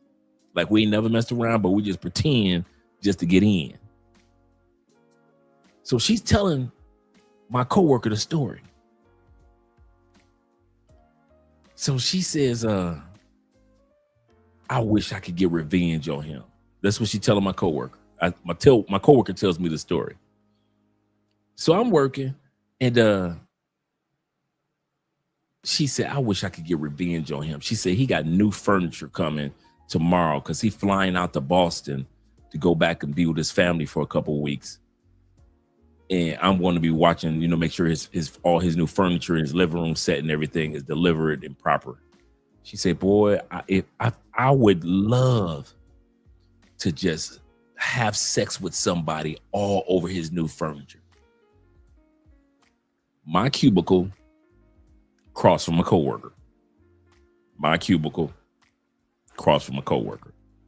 She turns around. She says, you know, Thrill Will. Now, my name in the swinger world was Thrill. Like, it was my nickname in the streets, too. It's always been Thrill since I was 15.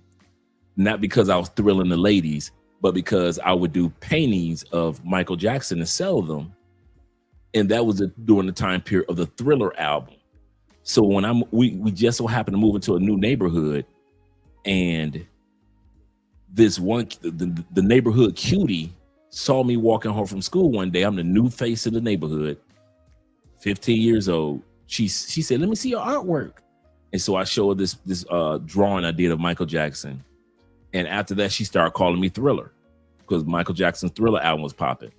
Well, the dudes in the neighborhood was like, we ain't about to call no, because I'm the new dude.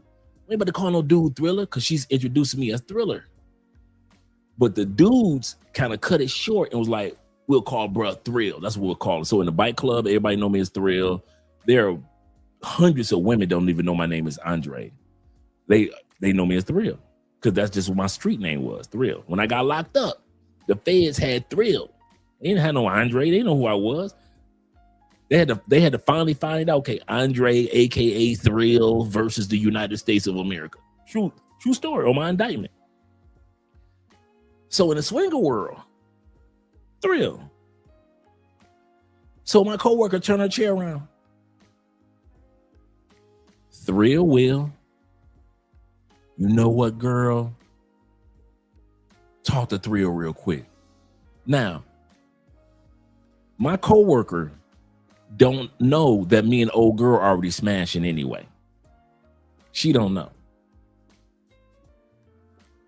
So she says, my coworker, it's Friday. And you know, on Friday, you ain't really doing no work anyway. So my coworker tells me, she says, Thrill. I said, girl, we at work. She says, so-and-so and so-and-so got a problem. I said, what's up? Whatever. Like I said, my coworker don't know me and old girl smashing outside of swinger world. She only seen us in swinger world. So she don't know that's my girl, right? She said, she told me the situation. I was like, I need some Pepsi and I need some Hennessy. And I'm good. I'm down. I'm in. I say, now mind you, and when I finally got a chance to talk to both of them together, I said, mind you, now you guys can confirm this. I said, when that man come home from Boston, because she wanted to record everything, I say, cool. I said, record from this side. Why? I said, because he gonna know who I am. Because everybody that knows me knows I have this mark on the side of my head. And I got this big Oakland Raider NFL football league tattoo. That's going to be the ultimate getaway, right? I say, so record from this side. And so she was like, and the person I was going to do the recording was my coworker. So the night comes. We about to do the do. My coworker tells me after we did everything, she said, y'all have slept together before. And I don't mean the swinger world. I said, what are you talking about?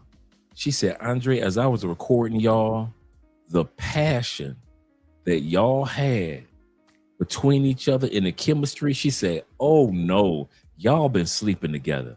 Now, I played dumb. After we recorded, I played dumb. So she recorded everything. She was with her man, or at least one of the dudes that she was kicking it with.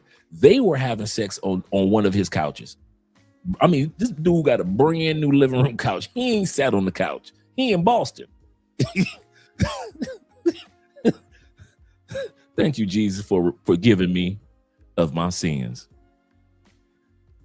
So they're over there on the couch. They're being intimate. She's not. No, my coworker's not ready to record yet. Me and the other female on the love seat, we're being intimate. They stop. They literally sat on the couch as if they had the big bowl of popcorn, just watching us like, look at these two. Like, we didn't forgot that they in the room. Why? Because we had already been together so many times. So my coworker gets up, pulls out her phone, starts to record, make sure she stays on this side, doesn't get my face. We get done with the deed. We do it one more time. And I tell her this, true story. I say, I'm gonna tell you what's gonna happen. That man's gonna come home. He's not gonna be mad at you because you found out that he's cheating with his ex-girlfriend. He don't care. He's not gonna get mad at you for getting your back blew the hell out. He ain't tripping. He's gonna be a little mad that you got smashed all over his new furniture and another man's juices and sweats and liquids are all over the pillowcases of his new furniture. Now he's gonna be mad about that. I said, but the part that's gonna piss him off the most is who the hell is the dude? That's who I want. I don't care about you. I don't care about what you got to say about my ex. Who the you got in my house having sex on my furniture? Who that? I said, I'm telling y'all, I know dudes. We don't care nothing about none of that. What you talking about? We trying to catch up with the dude. I say, don't make me have to pull out a pistol on this man. I say, so y'all better be wise. Don't be getting mad at him. That's why me and Thrill, don't let my name come out your mouth. Fast forward, bruh come home from Boston. She got on lingerie that night. She's got photos of him, because this idiot was taking photos of him and his ex doing a little thing. So she found him because she was cleaning up his apartment for him while he was gone. You know, and also, you know, women, when they're cleaning up, they're being nosy at the same time, right?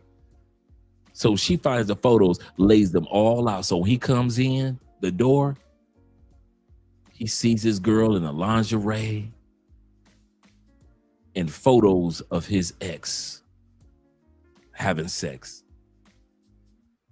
She goes off. I let you have sex with all the women you want in swinger world. I never say anything, blah, blah, blah. How could you cheat on me? She said, but that's all right. She pulls out her phone. She started playing the video on his furniture. He watching her getting pulverized. And he's seeing the passion between us. He mad. But it turned out just like I said.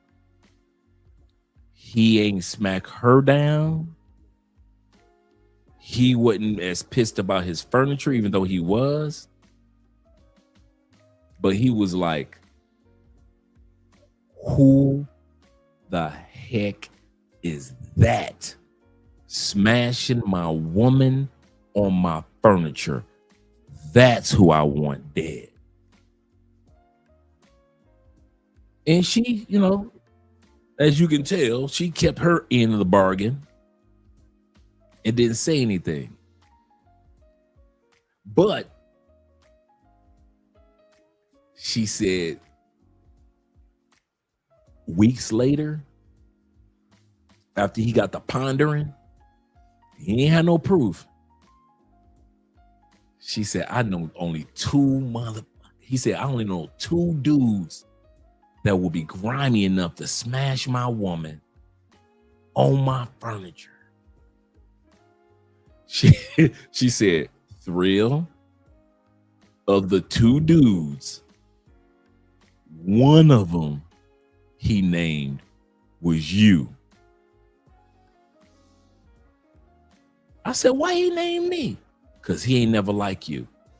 I say, what? I said, I thought we was cool, man. Him be chopping it up at the swinger.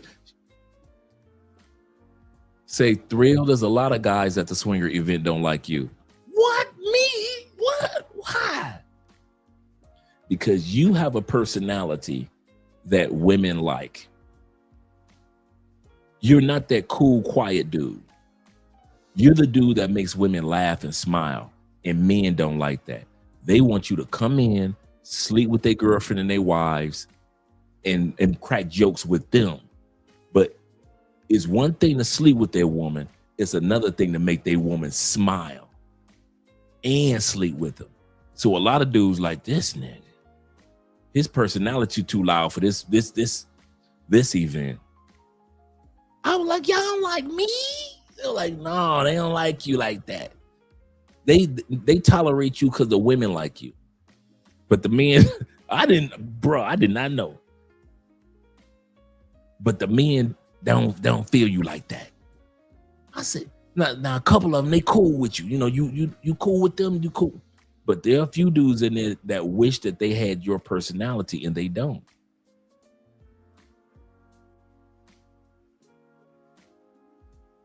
What can I do?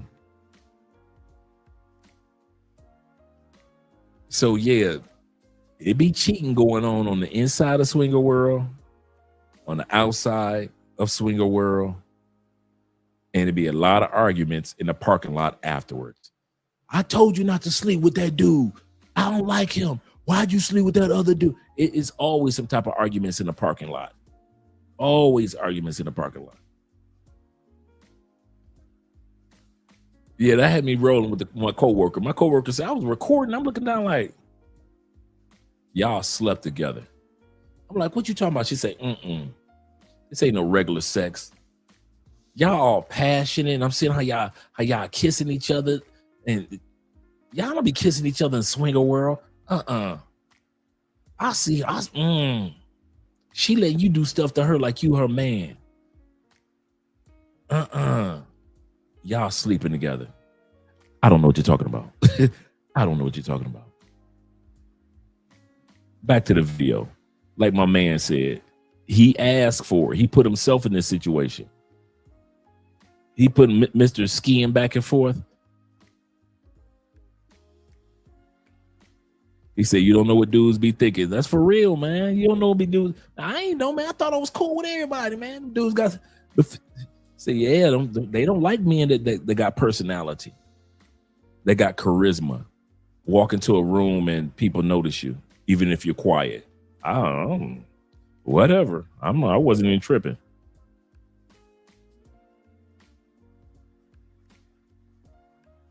I know, right? And I was so naive, I didn't even think about that. I said, man, I could get my head blown off doing this. I could have got myself hurt doing this.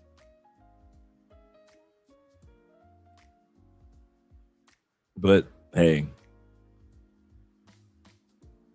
he said, I saw the title and thought, what the is wrong with dude? Is he slow? Yep. We about to see how slow he is. Watch this. Watch this. This is part 3.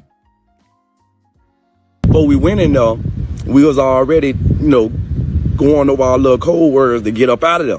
So the code word was like something was in your eye. So, boom, I'm walking through there. I'm looking for a girl. And, like when you be with somebody for a while, you know their voice. So I hear her voice, but this sound like that bedroom voice. And I'm thinking in my head like, that bitch said she ain't want no other man. She ain't want no other man. So, boom, I walk in the little other room. My bed turned up inside out. Bitch got her like a goddamn whole lawn chair out that bitch. Whole lawn chair out that bitch. So I'm hurt. I ain't even gonna lie.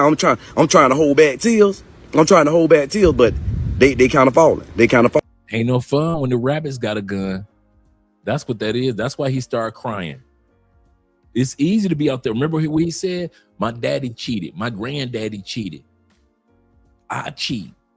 I'm a generational cheater. Didn't he say that? The whole video, we've been watching him talk about I'm a generational cheater. This is what I do. I tell her, I don't know why I can't stop cheating. Ain't no fun when the rabbits got a gun. It's easy for you to fold other women up like a lawn chair. But when somebody got your girl folded up like a lawn chair, now you want to shed tears. Now you want to cry. Now you understand. Like Kevin Garnett, yep. Anything is possible. Seriously. Over a game? Over a game? Shout out to my man Zay with the $10 love on the Cash App. And my brother S. Jane, Mr. Palmer himself, with the $20 love on the Cash App. Let's continue on. My man talk about him crying. Ain't no funds when the rappers got a gun. So I'm thinking like I gotta get it bit that cold. So she in her own world, eyes rolled back in the back of her head, all that there. So she finally kind of like look up. She look at me, I look at her, she look at me. I'm like, tears kind of dried up and like not dried up, but like stuck right there in my eye, like that bit went and fall. But that bit was like right there, like big bold, big bullet tears in my eyes. So I'm getting her to blink. This bitch act like she ain't see me.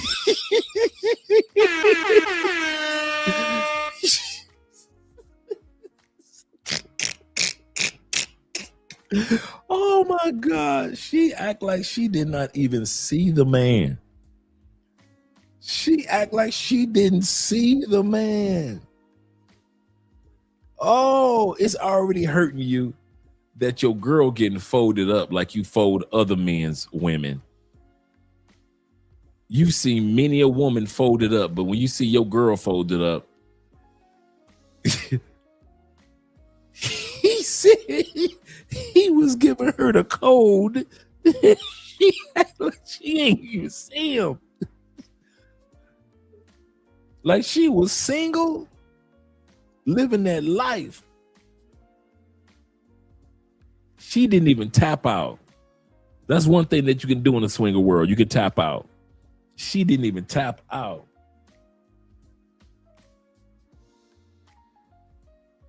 Talk to you later, brother. Let's bring that beat back. He said it got me the cold. He said, I'm already got tears in my eyes. IMF says this. Shout out to you, brother. He said, like the blinky. I know. Crossword. Steering an elephant for real. He said, get it back. He said, get it back, getting back blown out. What you expect, Confucius? Seriously, like she was gonna say, time to stop. She in the middle of her third orgasm. If your woman in the middle of her third orgasm, shout out to D. Kirk in the building. If she in the middle of her third orgasm, bruh, she is not gonna stop that orgasm for you and nobody else. She looked this man right in his face. She looked him right in his face and act like she didn't see the code. He said, I never cheat because I'm never in the relationship. He said, be honest, tell chicks I'm dealing with other chicks. Absolutely correct. Now that's how I was when I was single. I give you that one.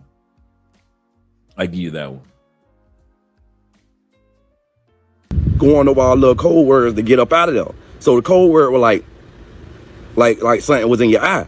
So boom, I'm walking through there. I'm looking for a girl. And like when you be with somebody for a while, you know their voice.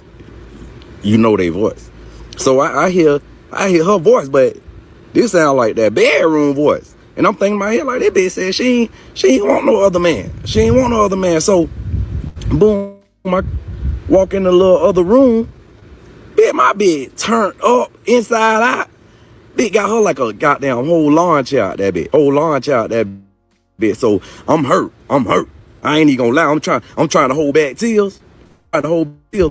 They falling. They kind of falling. So I'm thinking like I gotta get it bit that cold. So she in her own world. Eyes rolled back in the back of her head, all that. So she finally kind of like look up. She look at me. I look at her. She look at me. I'm like, tears kind of dried up and like not dried up, but like stuck right there in my eye. Like that bit went and fall. But that bit was like right there, like big bold, big bullet tears in my eyes. So I'm getting a bit act like she ain't see me. She go to, back, eyes roll back in her head. So I had to politely snatch my bitch up. So I'm down there about to get into it with the niggas there because they thinking like I'm just a random swinger trying to like snatch her up or whatever. And I'm like, nah, nigga, this my wife. So I snatch her ass up. We leaving, we going back to the room. I'm heated, but I'm like, I can't really be, I'm trying to like stay cool at the same time, trying to control my emotions. Cause hey, it was kind of my idea, but kind of not my idea. I thought I had control, but I didn't have control. And she showed me, like they say, if a woman stay with you after you cheat, that get back coming, or it done already happened. So, man, we get back to the room. I can't even look at her. I'm like, this is unbelievable. Like, you a whole different person than I thought you was. Like, this is crazy. So, no, she wasn't different. She was who she was. You just ignored her. You were so busy chasing other chicks, you no longer realize how wild and freaky your own woman was. And a lot of men are like that. I'm gonna say this for real. A lot of men have a woman that has a nice, adventurous imagination when it comes to sex. Here's the problem. You forget, after being with her for so long, how wild and freaky she actually is. We all know what's better than good sex to women.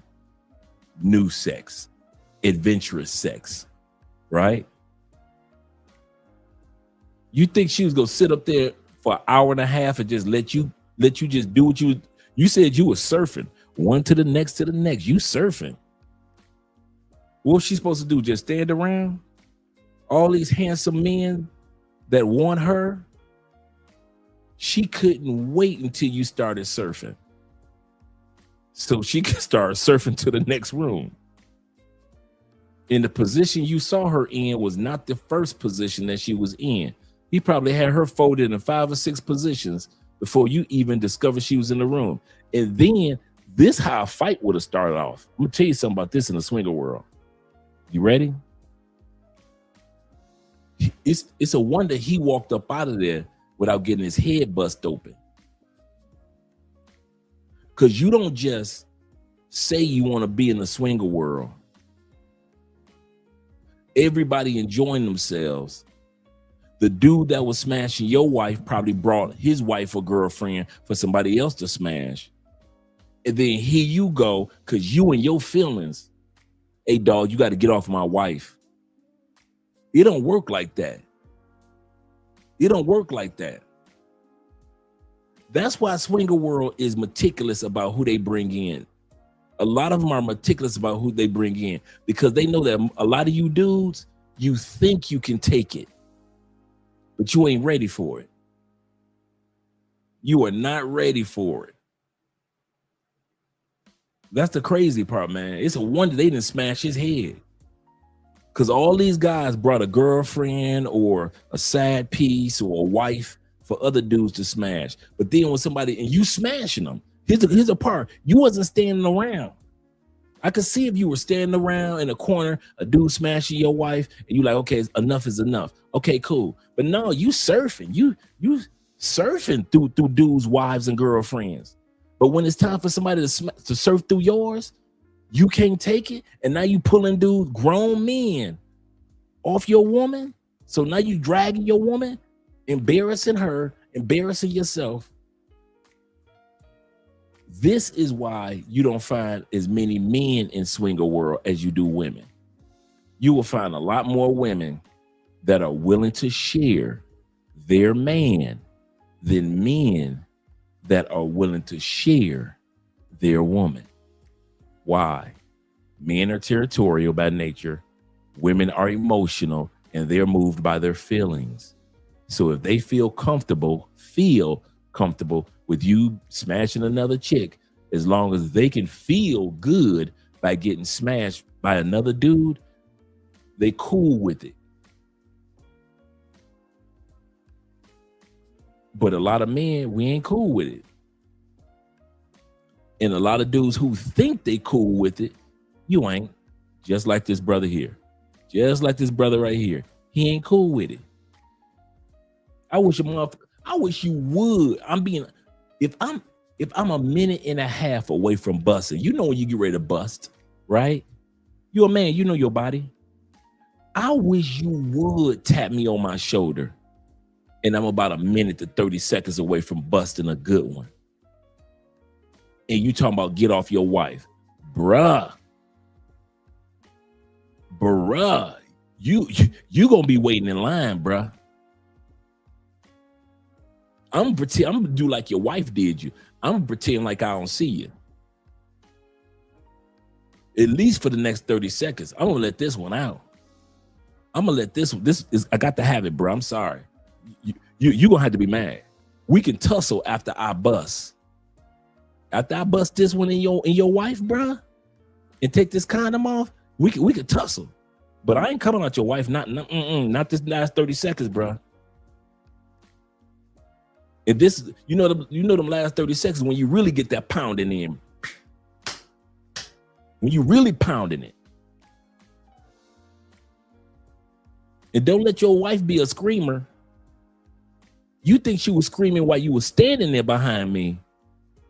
I'm about to bust in about 30 seconds. Your wife about to really scream, bruh. She really about to go into some convulsions. Wish you would try to tell me I got to get off your wife, man. I'm about to bust. Man, it's my wife. Man, who? Who you talking about? I don't even know. Hey, security. Security. Come get this dude. This man in here going crazy. Go get my wife. My wife in the other room, dog. You can go mess with my wife right there. I'll be talking and stroking.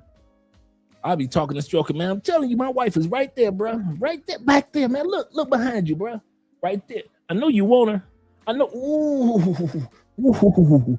I know you want her. Ain't nobody back there. I know. I know. Ain't nobody back there. Ooh, you said this your wife? Thank you, baby. Thank you. I'd have distracted your ass for 30 seconds, man, please. I wish I would have got off your wife. I'd been calling security. I've been calling for help. Help! Help! There's a guy in here trying to mess with us. Help! Stranger danger. Stranger. I mean, you know my personality. I've been yelling at the top of my lungs. Stranger danger. Stranger with your wife's ankles in my hands. Stranger danger. Stranger danger.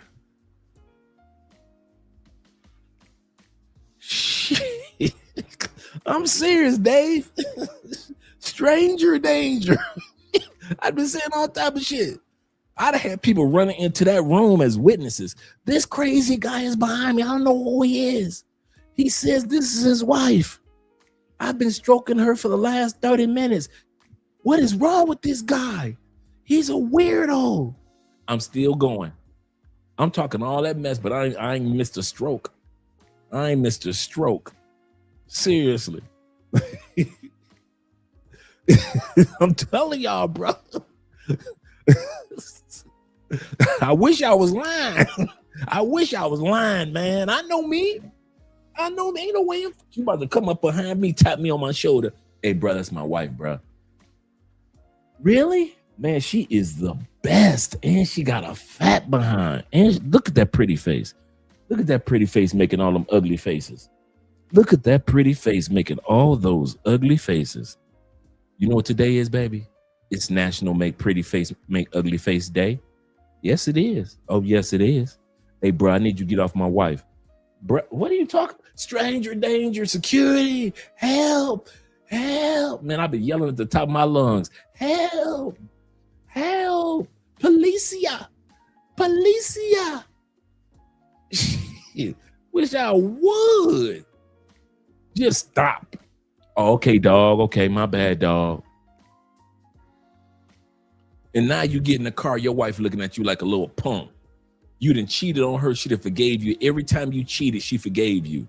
The one time that you set it up for her to get smashed, you did this. You said, let's go to the swinger world. The one time your wife gets smashed, now you don't want to play no more. Now you want to take away your football. Now that you can't, you don't know how to shoot. You throwing bricks. Now you want to take your basketball away and go home. You one of them kids. You one of them kids. Can't nobody play with your toys in the sandbox, kids. Yeah, y'all can't take it. All you dudes that's out there cheating, you can't take it. You can't take it. If your girl was out there cheating the way that you do, shh, you be sick.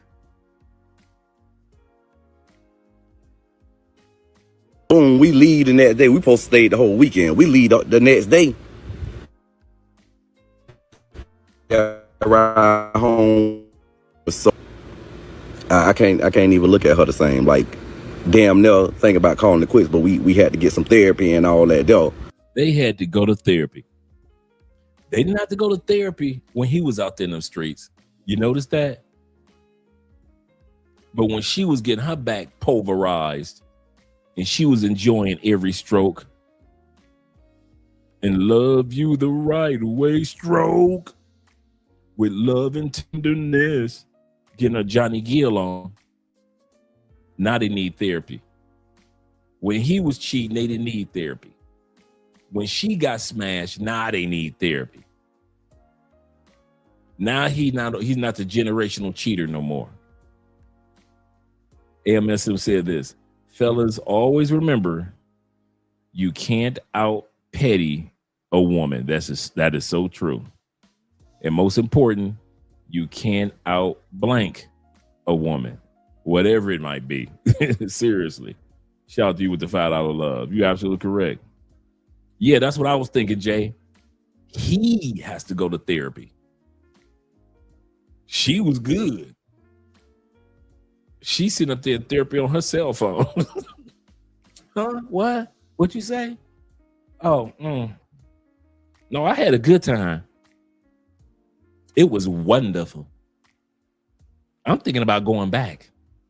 If you think after that one time, your girl has not thought about going back to that swinger world, if you think that your girl has not sat up on her cell phone and say, I wonder where the locations are in my city. You think that's the only time she was getting stroked down good?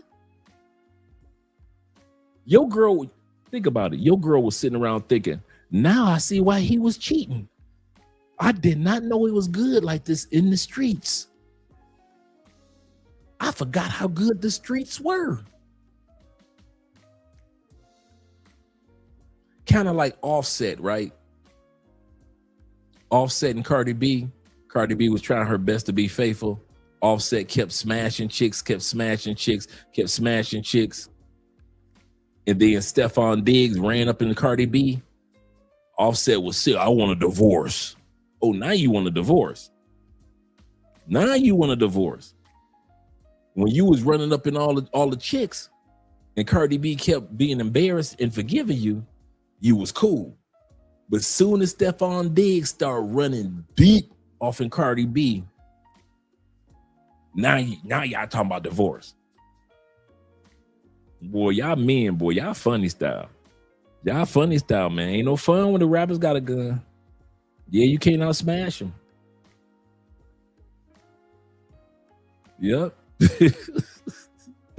He said, you know that she had crazy stories to tell. I didn't even think about that. That is a good point. When she got back home, girl, guess what I did this weekend? And I bet you he didn't tell his boys nothing. I bet you he didn't go back and tell his boys, yeah, man, we went to the swinger spot, dog. We went to the swinger spot, man. It was yeah, Diggs was digging. Yep, Diggs was digging. Shout out to Leo in the building. Let's continue on. But hey, don't take your wife or your girl that you trying to have a future with to the swingers party, cause she might partake. She might partake, and you might don't like how she partaking. You can't just think about yourself. Like I say, I try to be like Cam Newton. Like if I'm fucking, how I'm gonna worry about somebody else. No, all ties. Say less, because this one's actually pretty wild. One night, me and this girl decided to go to the swingers club. We were semi-feeling each other. It's always a good way, to start things off. When you go to the club, you have to bring your own bottle if you want to get fucked up, I go to the bar. I give them my bottle. I turn around and I see this lady that look really familiar, but it's a whole bunch of women, like white and black, on the dance floor. Me being me, dancing, somebody is like all up on me. I turn around and it is my son's teacher. He was in 3rd grade at the time, and I knew her pretty well. We gave each other this. Yes. Mom got smashed by the third grade teacher. I love it.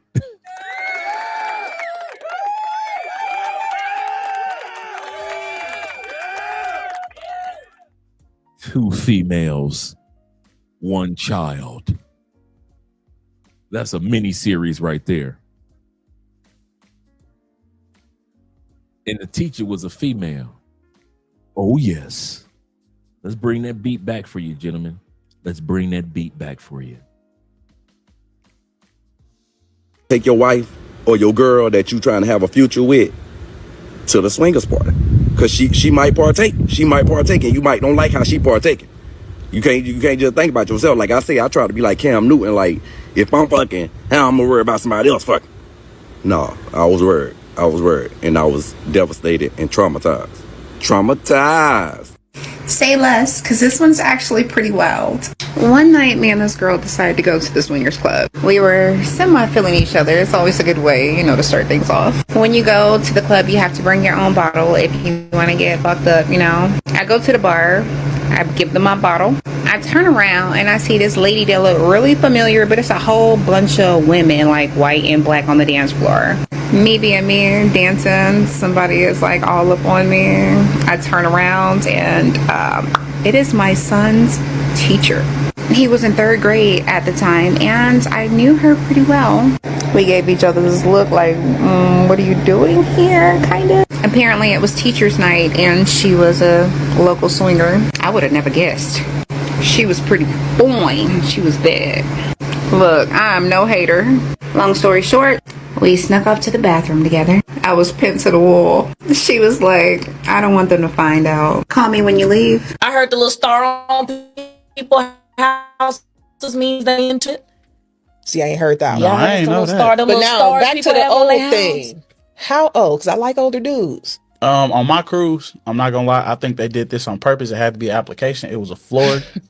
None but pineapples. I didn't know what that meant. If upside up, they devoted to each other. Upside down, it's time to clown.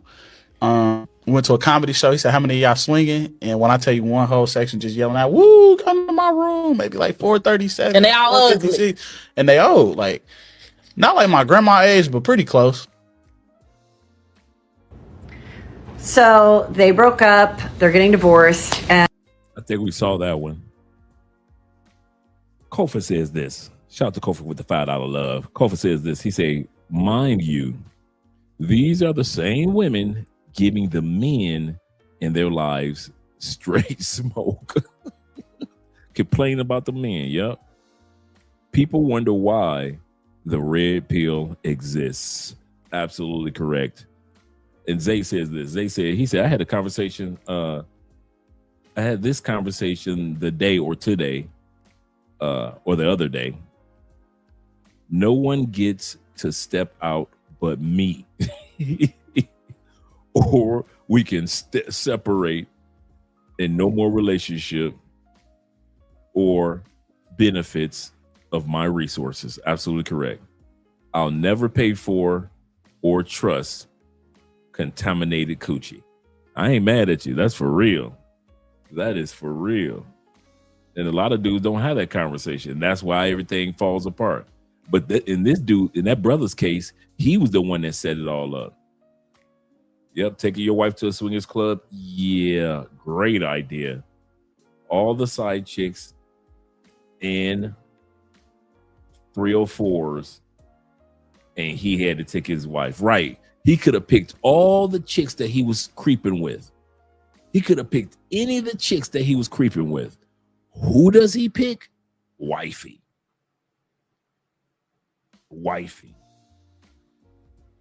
All right, so this is the allegedly situation with Sofia Vergara and her husband allegedly swinging with this lady and her husband allegedly. And sadly, it's not a shock for me.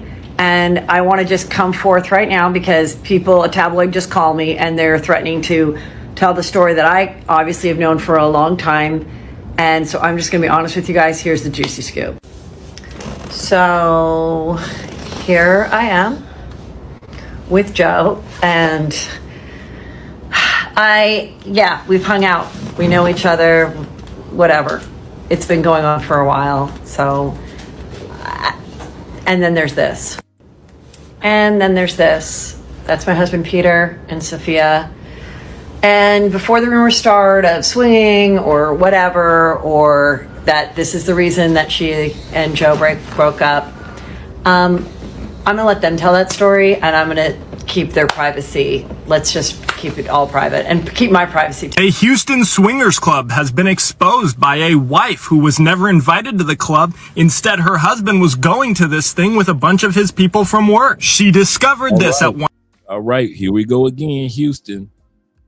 Wifey hating. Wife finds out that her husband is swinging with coworkers, and here's what she did.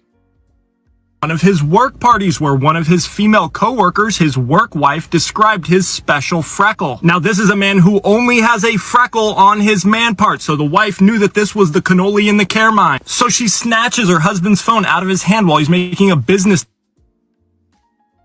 at this work party, and she sees a group chat titled Special Project, and it's just this big old plan about these 8 coworkers who are in this swinging club and go have these escapades on the side. So she sees the CEO finish a speech at the microphone, and then she decides it's her time, so she just runs up to the microphone and starts reading out this group chat to everyone at the company. So at a conference, whole company is there, and I've been to those conferences before where everybody in the company is there, right? They win awards, and some people might get promotions or whatever it is announced, all that stuff, right? I've been to several of those quarterly meetings and conferences and stuff like that.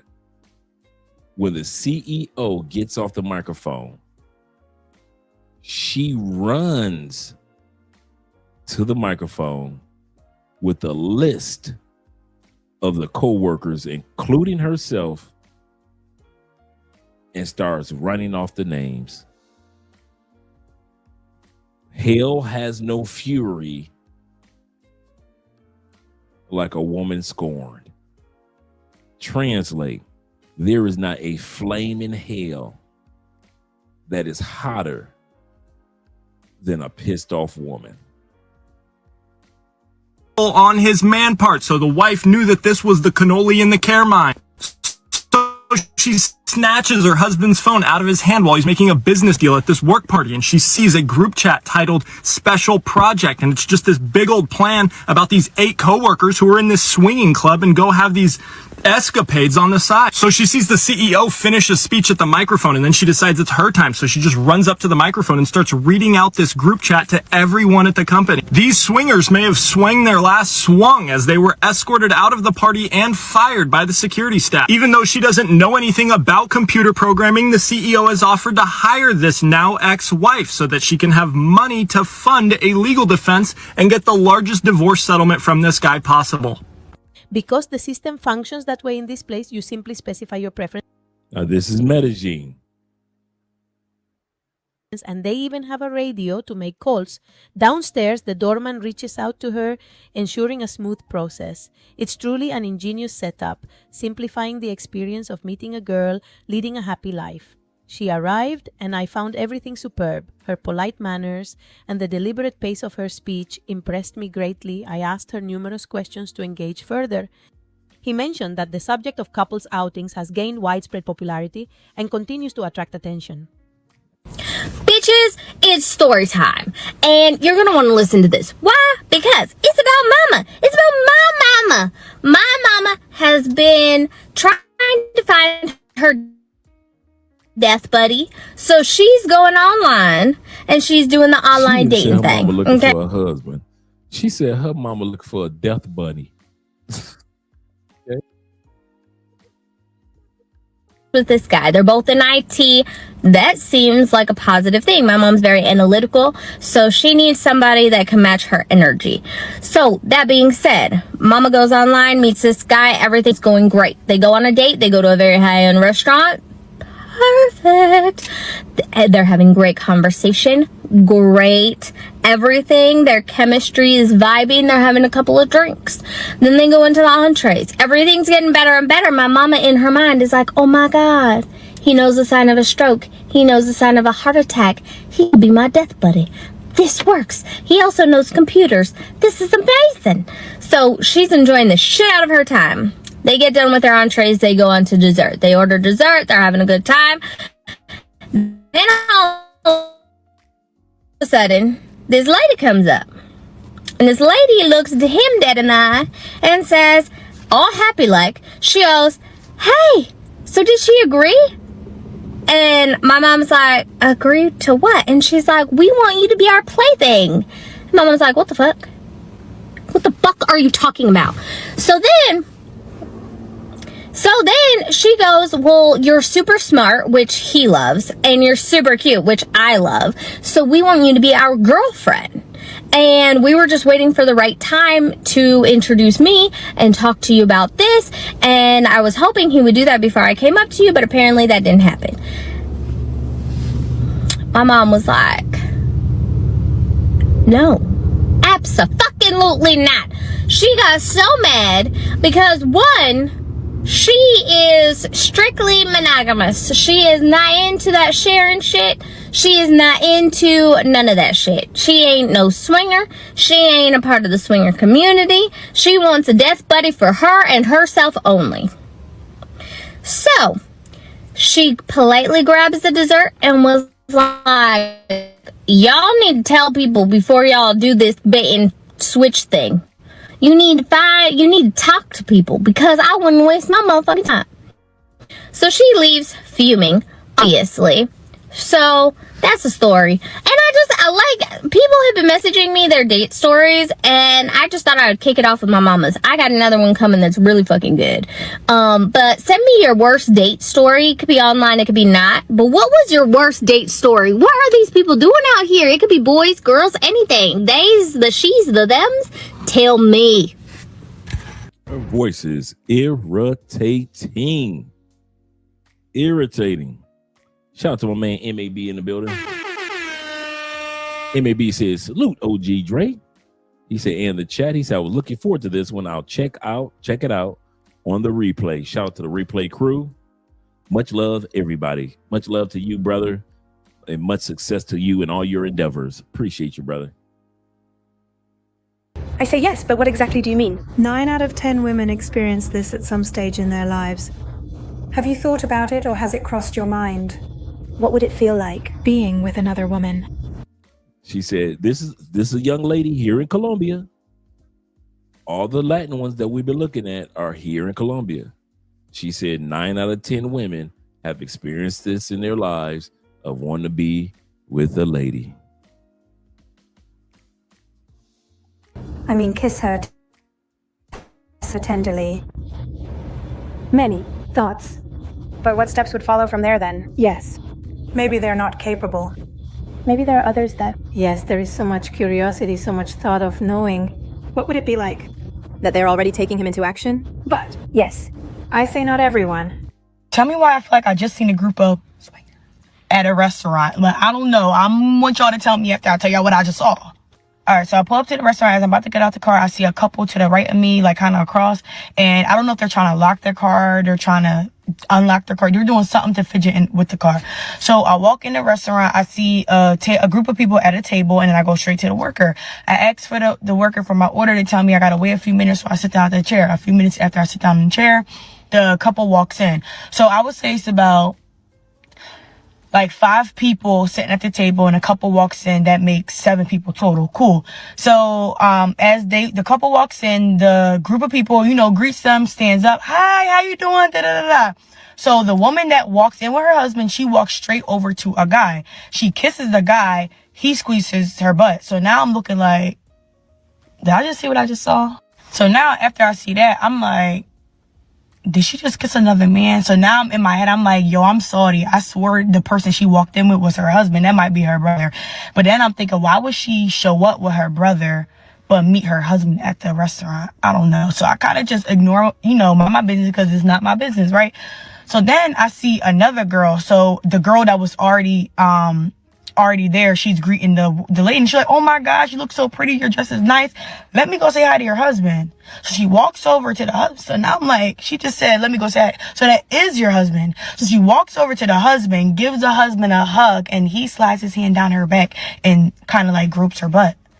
So I'm like, what they really got going on here? Because so now I'm like, oh, okay, I think I know what ordeal this is. So then I'm still trying to mind my business, but curiosity is really getting the...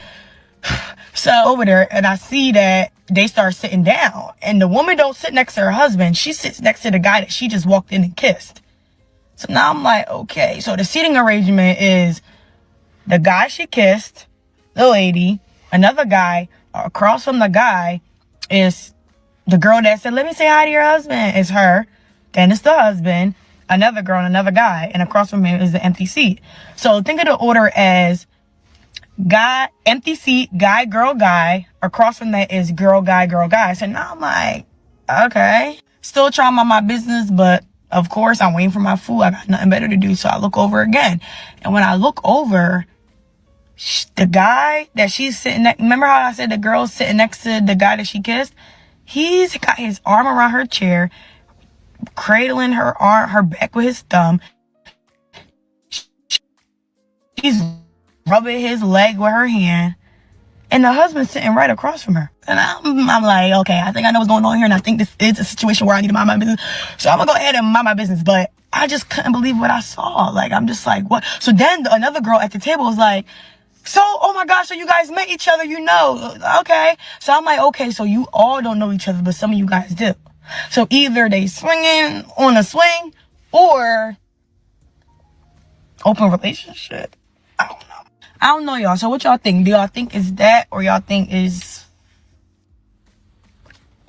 I really don't know what it is. I want to know for curiosity. I'm actually curious because I would love to be a fly on the wall at their table. I would love to hear and listen to everything they're saying because I'm really want to.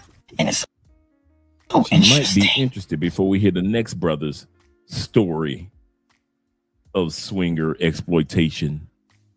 Shout out to AMSM. He makes a great point with this one. He say, Andre, most of us men were lied to growing up. Our moms didn't tell us the truth. This is true.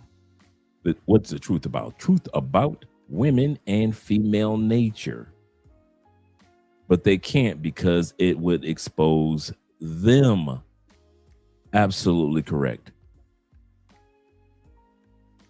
Absolutely correct. It would have exposed them. And I've seen situations, man, in the online dating world back in the States. And I've heard stories of females really falling for this dude that they met online. Happy as can be, everything is going fine. And in the middle of a date, a woman comes and sits down next to them. And it's the wife.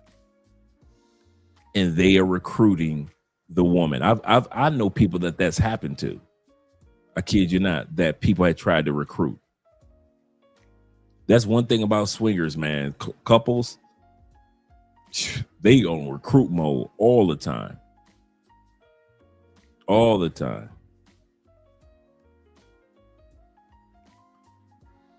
You know, your mom tried to make it seem like that most females are angels and are worth the investment.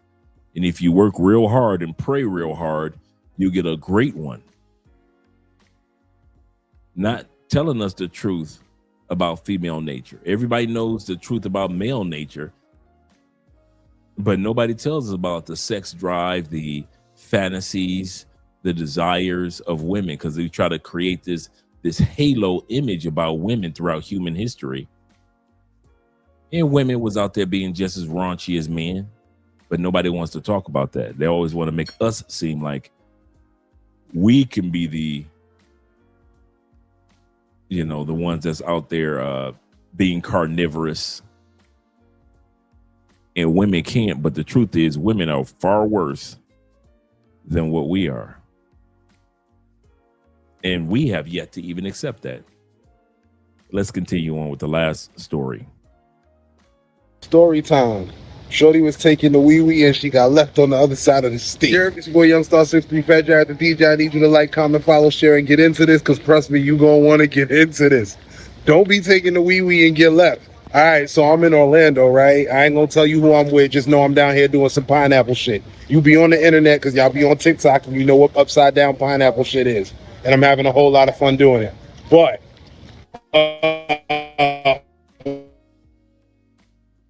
we had a little shit, right? Okay, everybody chilling. Things were going. Outsiders that were now at the crib. These outsiders did not have a place to be. They were displaced, were just wanderers. Not our problem. But it became her problem. So, outsider A, we're going to call him Florida guy. He brings in outsider B, Florida girl. Florida guy and Florida girl are together, or so we thought. We really to find out that Florida guy and Florida girl had only been going with each other and talking to each other for 2 weeks. This was their first time meeting up. Now, it is important to notice and important to note this, that I am in Orlando. They're married in the I am in Orlando. The people have traveled from Tampa. If you know Florida, you know that is clear on the other side of the state. This is not. If you from Florida, you wouldn't have said that. So I could tell you on vacation in Florida, in Orlando. All us Florida boys know this. Tampa ain't nothing but 45 minutes, maybe an hour if you stretch it away from Orlando. It's right down the street. I-4, straight shot, no turns needed. You got people that work in Tampa that live in Orlando, and people that live in Orlando that work in Tampa. You got people that party in Orlando.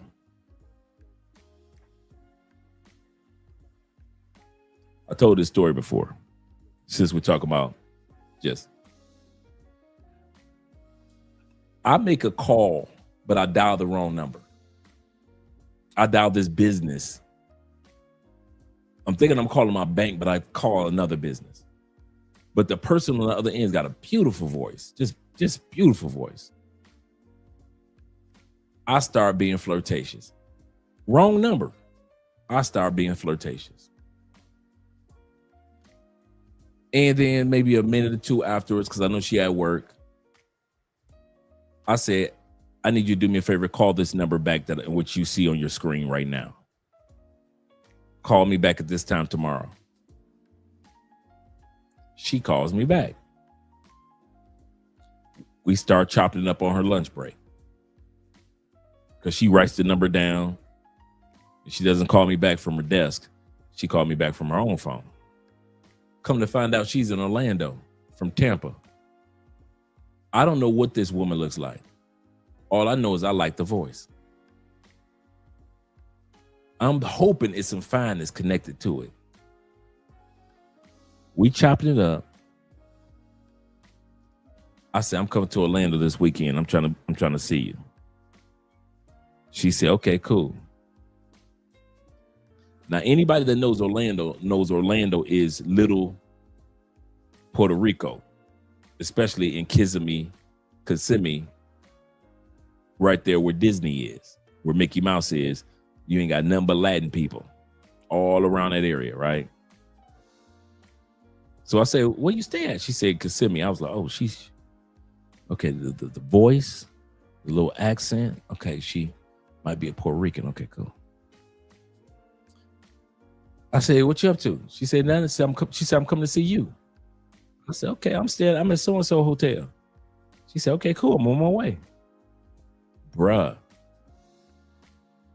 This Puerto Rican was fine as hell. I was like, God. I was highly impressed with myself because, you know, I was gambling. I was like, man, she could be some big chick or some ugly chick with just a nice voice, right? Man, her voice didn't do her body and her looks any justice. I was like, God damn, even beat the coochie up, right? Beat the coochie up. Went on about my business. You know why I could do that? Because Orlando and Tampa are only 45 minutes away, bruh. That's why I could tell that dude's not from Tampa or not from Florida. When he say it's all the way on the other side of the state. No, it ain't. This how I-4 straight shot. Tampa, Orlando, 45 minutes to an hour away. Orlando, Daytona Beach, still on I-4, hour and a half away. 45 minutes to hour and a half away. Straight shot. Straight shot. Daytona Beach, Bethune-Cookman University, HBCU is right there. Right there. So my man don't know what he talking about. He don't know what he talking about at all. Shout out to you, Florida boys. Close. To all my New York niggas, this is like taking somebody to Newark, New Jersey and leaving them when they live in Hempstead. Like, this is not close. And that might be a little too close. This is like leaving someone in the Poconos and they live in Jersey. Like, that's, they not home. So when I wake up in the morning, because I was being a good Christian boy locked in, I come downstairs and Shorty is looking. She's looking disheveled and she's looking at like, yo, where's homeboy? Miami and Fort Lauderdale. Yeah, that's a 4-hour drive from Tampa down I-75. Or you can shoot down I-4 to I-90 and take the Daytona Beach to Miami. But yeah, you're right. Yeah, Tampa and Orlando aren't far from each other at all. I mean, straight shot. I mean, no turns at all. Bro, I have driven Tampa, Orlando, and I mean this from the bottom of my heart. I've driven that drive at least 600 times. At least 600 times. Because there came a time when I was living in Tampa. I mean, I was working in Tampa and I was living in Orlando. I kid you not, man. So, I mean, it's a straight shot. You know how many times I partied in Orlando and didn't party in Tampa? I was like, I feel like going out of the city. Let me go. You know, I got a convertible, so let me drop the top. Okay, this how far and how close Orlando is. I don't think I ever told this story. Met this chick on POF. Smashed the chick. She was this corporate executive. She was doing a conference in Tampa. Once the conference was over, she drove to, she had a rental. She didn't have her car. She got a rental in Tampa because the company was paying for it anyway. So I say, no, you see you driving back to Tampa, back to Orlando, I'll drive you to your spot because I'm smashing on the regular at this time period. Bruh, true story. From Tampa to Orlando, this chick was giving me head all the way. You know how you see it in the movies and the chick be giving the dude head and he driving? All the way to Orlando. Sucking away. That wasn't no 2-hour drive. That wasn't even an hour drive. I'm talking about non-stop slurping. I'm thinking, I know your jaw's hurting. But she hadn't been with anybody for 3 years since her divorce. So she had 3 years of freakiness pent up. And now that she got somebody to release it on, she ain't had no problem. So when I'm saying that it's not a far drive, man, POF was a gold mine back in the day. Gold mine. They got POF down here in Colombia, in Cali. That's another reason. I mean, in Colombia. That's another thing that get me. Why you guys don't take advantage of POF in Colombia? Yes, they got plenty of fish here in Colombia. The same app. Literally the same app. It's just in Colombia. Use your VPN. Your VPN, and put yourself in Colombia through your VPN, and all of a sudden you'll start receiving the plenty of fish accounts or ladies on your phone. They got plenty of fish down here. But it's not far, bro. All these dudes that try to sell you like it's all the way on the other side.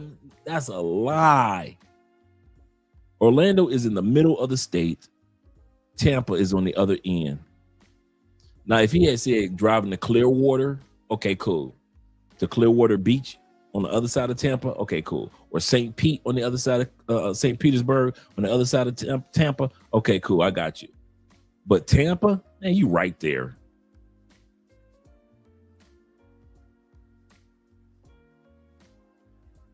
Yeah, that POF boy in Florida. Boy, yeah. Homeboy who? I was in my room being a good Christian boy. Did you come in with somebody? Yo, this nigga left me. This is all I know of the story at the point. Oh shit, that's fucked up. He got left. Why would he leave you like that? Where do you live? Now I'm in Kissimmee, technically. I'm thinking she's fitting to say, I live in Orlando. I live close or some shit like that. Shorty says she live in Tampa. Oh, he left you. You're stranded. Yeah. Oh, this is a serious situation. So now others in the house start waking up and people start telling their stories about who was with what and who was with who. The entire time I thought Shorty was did dirty and saved by somebody who was not with our crew. Whole time, it was my man who was the sniper. My man's had sniped and took this nigga's bitch and had her in the room all fucking night. My man's got get left in Orlando dead. So here's what happened. That's what my man left her. This dude is trying to. All you Florida boys know what I'm talking about. Okay.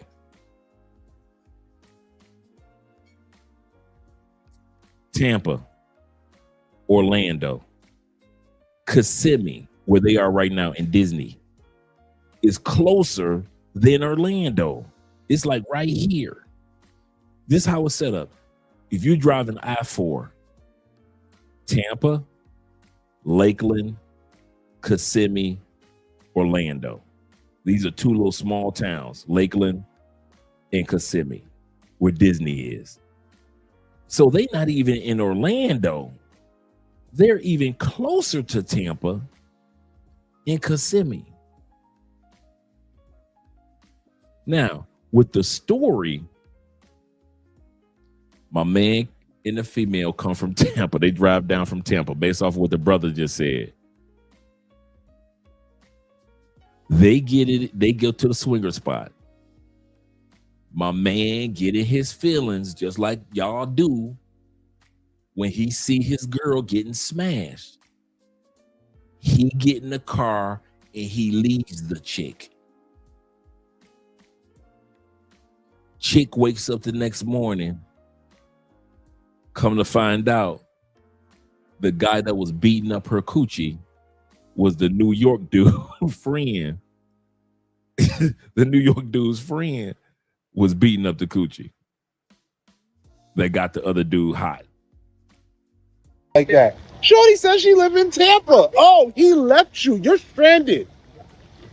Oh, this is a serious situation. So now others in the house start waking up and people start telling their stories about who was with what and who was with who. The entire time I thought Shorty was did dirty and saved by somebody who was not with our crew. Whole time, it was my man who was the sniper. My man's had sniped and took this nigga's bitch and had her in the room all fucking night. My man's got get left in Orlando dead. Shit's crazy. Quite literally, this nigga gave her the "you're getting left in Orlando" dick. Like, what the fuck is going on out here in these streets? Like, how diabolical do you have to be to live?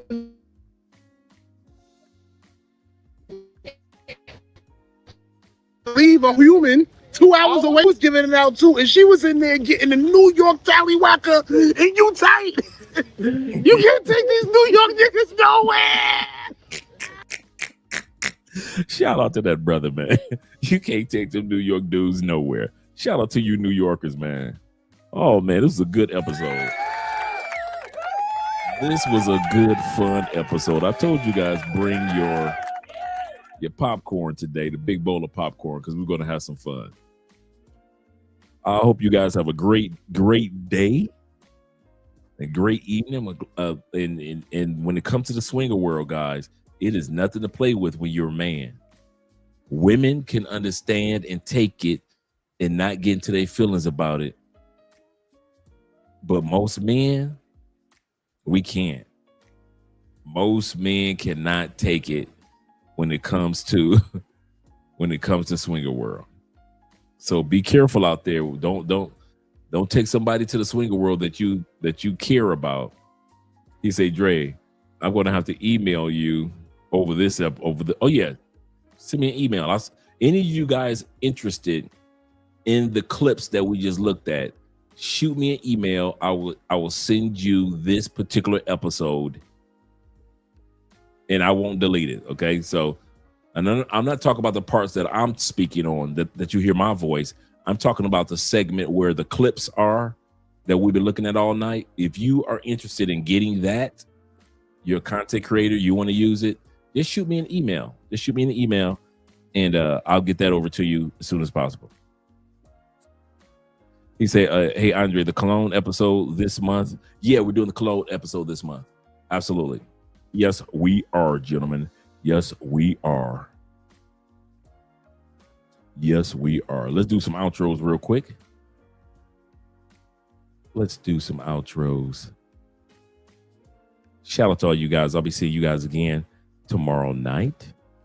I got a good one already set up for us.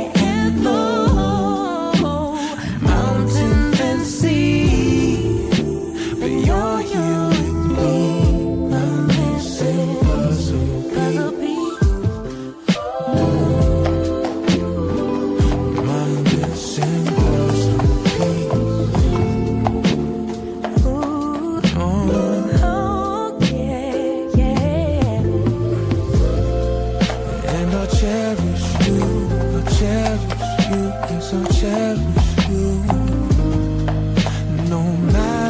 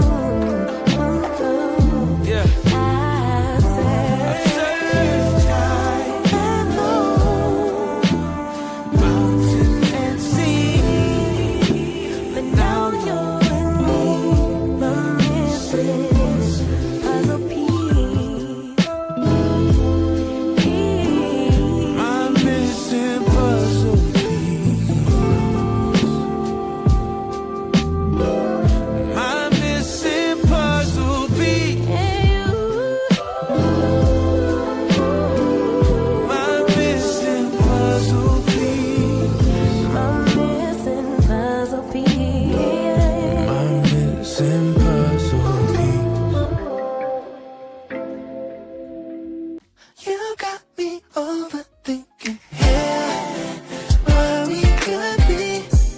Needed some clarity. I'm in too deep now.